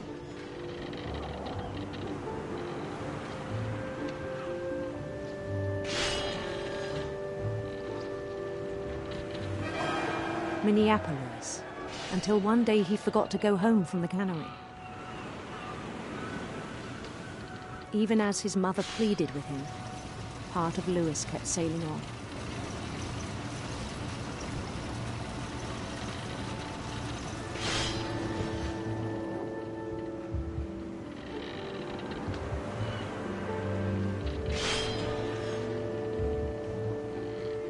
In Lewisburg, he heard rumors of a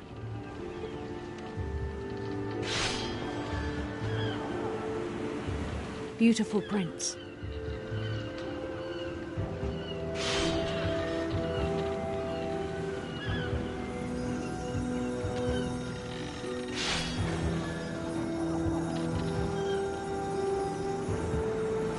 The prince was on his own quest for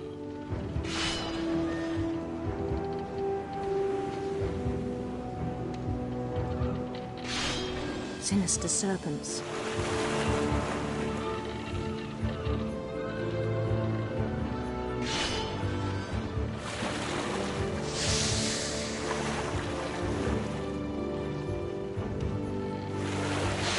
He followed the sound of his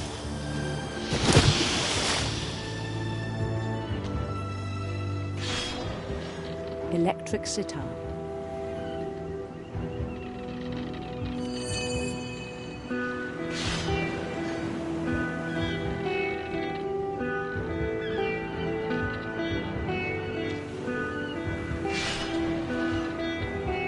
His chase led him to a golden palace east of the sun and west of the moon.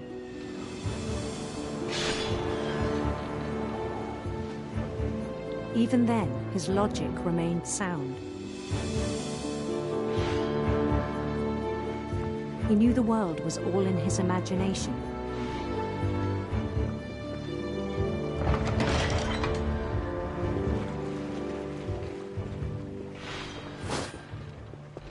But he was so proud of having created it.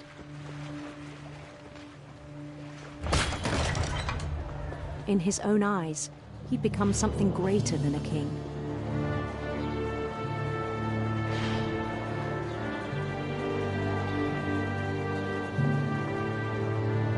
For someone who'd never known success in the real world, I think it was overwhelming. And then it struck him that the real Lewis was not the one chopping salmon, but the one climbing the steps of a golden palace.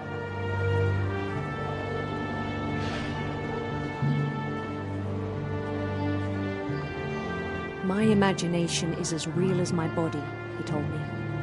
It was hard to argue with him.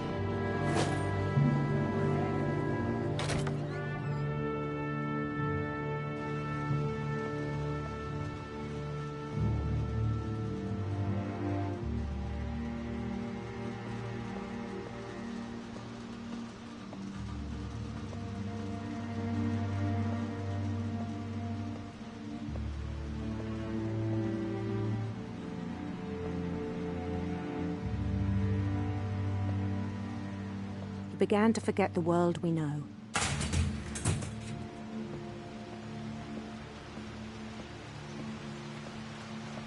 I think it pained him to remember Lewis, the cannery worker.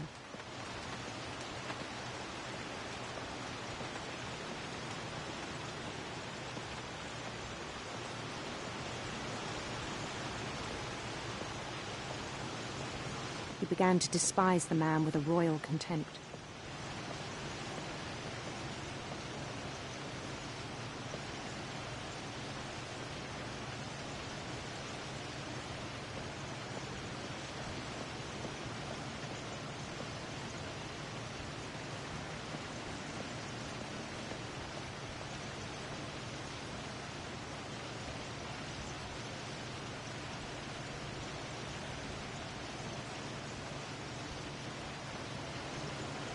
I still thought I could save him. Even after he said he was being crowned king over all the lands of wonder.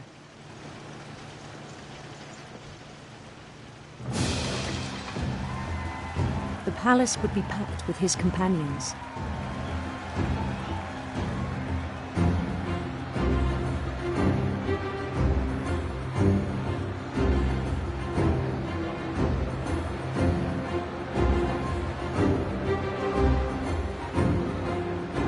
Including the wise Calico who'd insisted on advising him.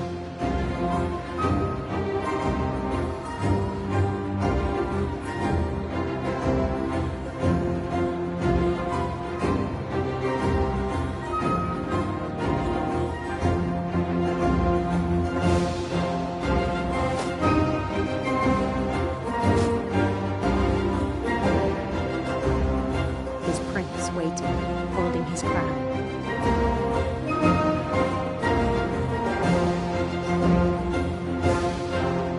There was only one thing left to do.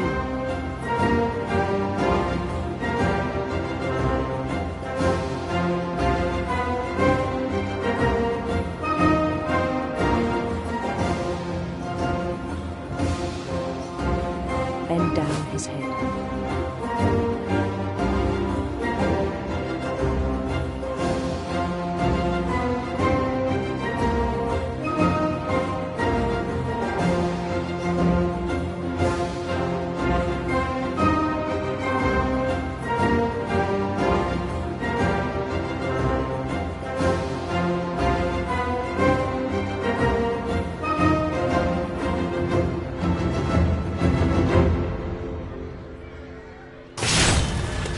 rest, I think you know. Mrs. Finch, your son was a kind man who will be missed by all of us who knew him.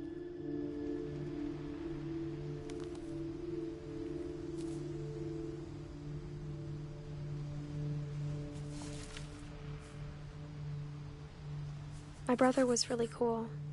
I wish you could have met him.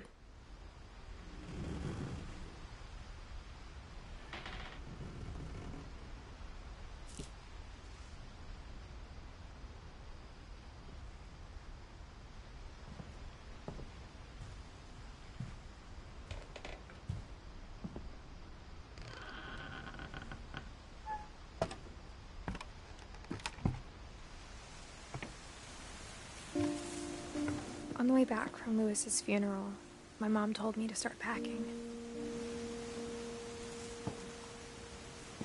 She waited until the day before we left to tell Edie. I'm not sure if she wanted to make it easier or harder.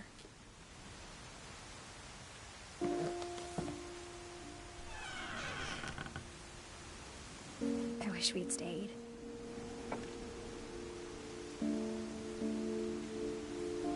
But I understand why we left.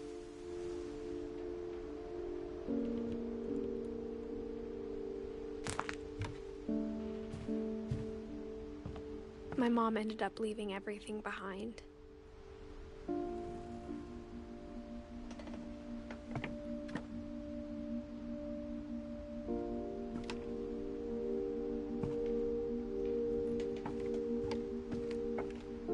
What happened that night had been coming for a long time. Maybe it should have come sooner.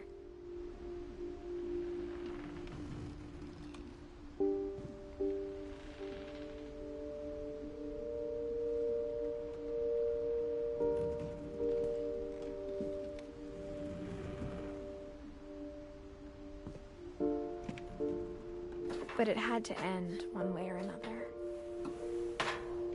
All that's left now is to tell you about that last night.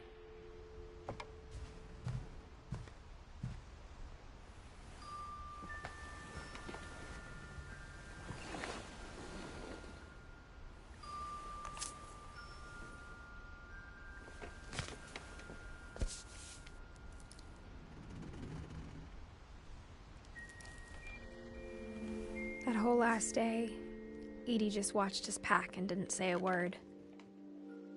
Until supper, when she raised her glass and said, "To our final night together, and all our final nights apart." Grandma, you know what I said about alcohol. Some of your medications are very Edith, specific. I left a present for you in the hallway.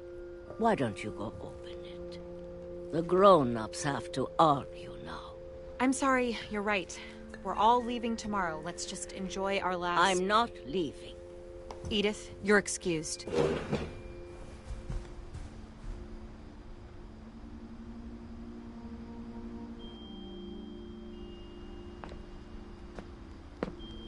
The power had been shut off that morning, but Edie always had plenty of candles. When my mom sealed the library, I don't think she knew about the other entrance. Or that Edie had a key to it.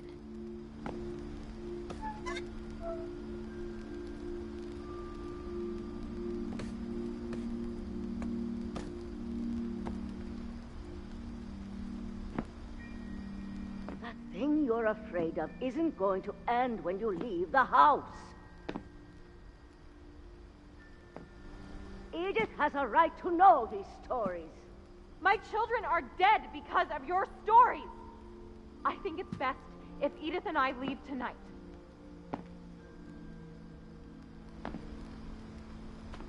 We'll have the nursing home send a van for you in the morning, okay?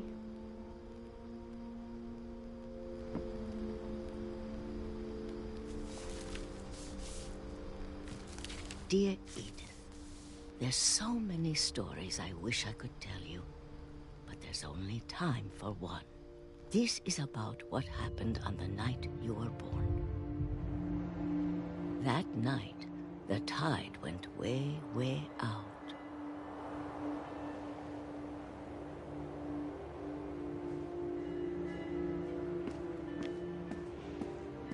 was the first and last time I ever saw the old house aground. There'd been an earthquake out in the middle of the ocean. They called it the lowest tide in 1,000 years. God, it smelled awful.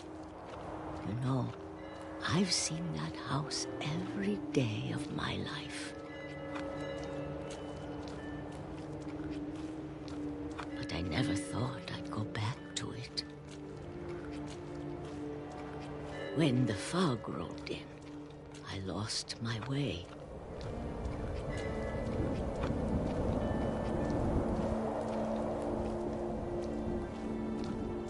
I got turned around.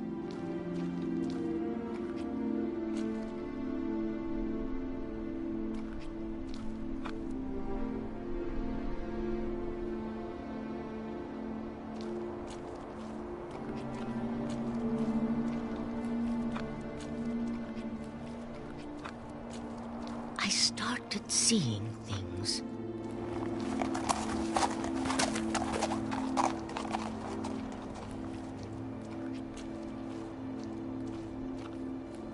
Things I'd forgotten had ever existed.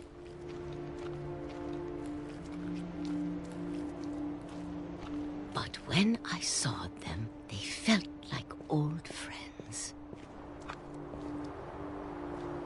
That night, a lot of things came back to me.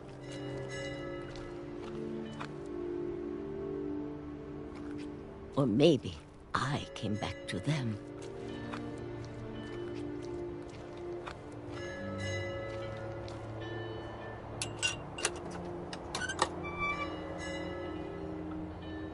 Things I can't explain, but that I need you to try and... Edith, what are you doing in here? It's mine. Edith! Mom, you're gonna rip it! Let go! I kicked and screamed, but Mom dragged me to the car. I never saw Great-Grandma Edie again. The next morning, the van came to pick her up, but she was already gone. After that, we moved around a lot.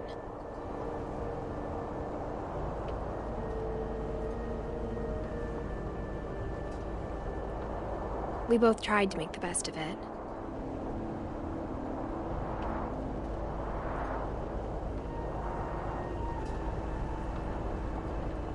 A few years went by.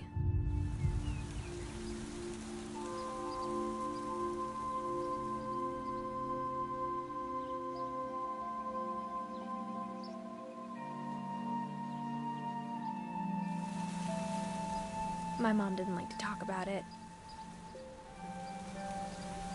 but she started getting sick a lot.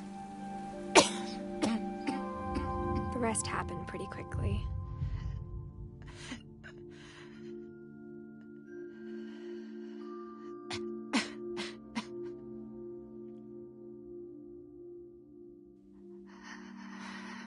She got better for a while, and then she didn't.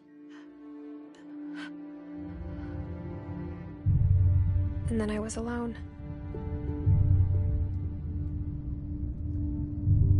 The last Finch left alive.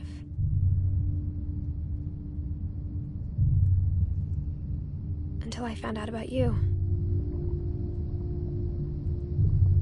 I'm still not sure what to tell you about all this. If we lived forever, maybe we'd have time to understand things. But as it is, I think the best we can do is try to open our eyes. And appreciate how strange and brief all of this is.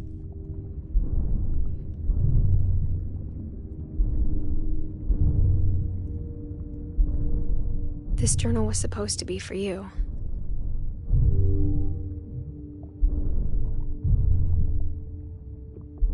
But now I hope you'll never see it. I just want to meet you and tell you all these stories myself. But I guess if you're reading this now, things didn't work out that way.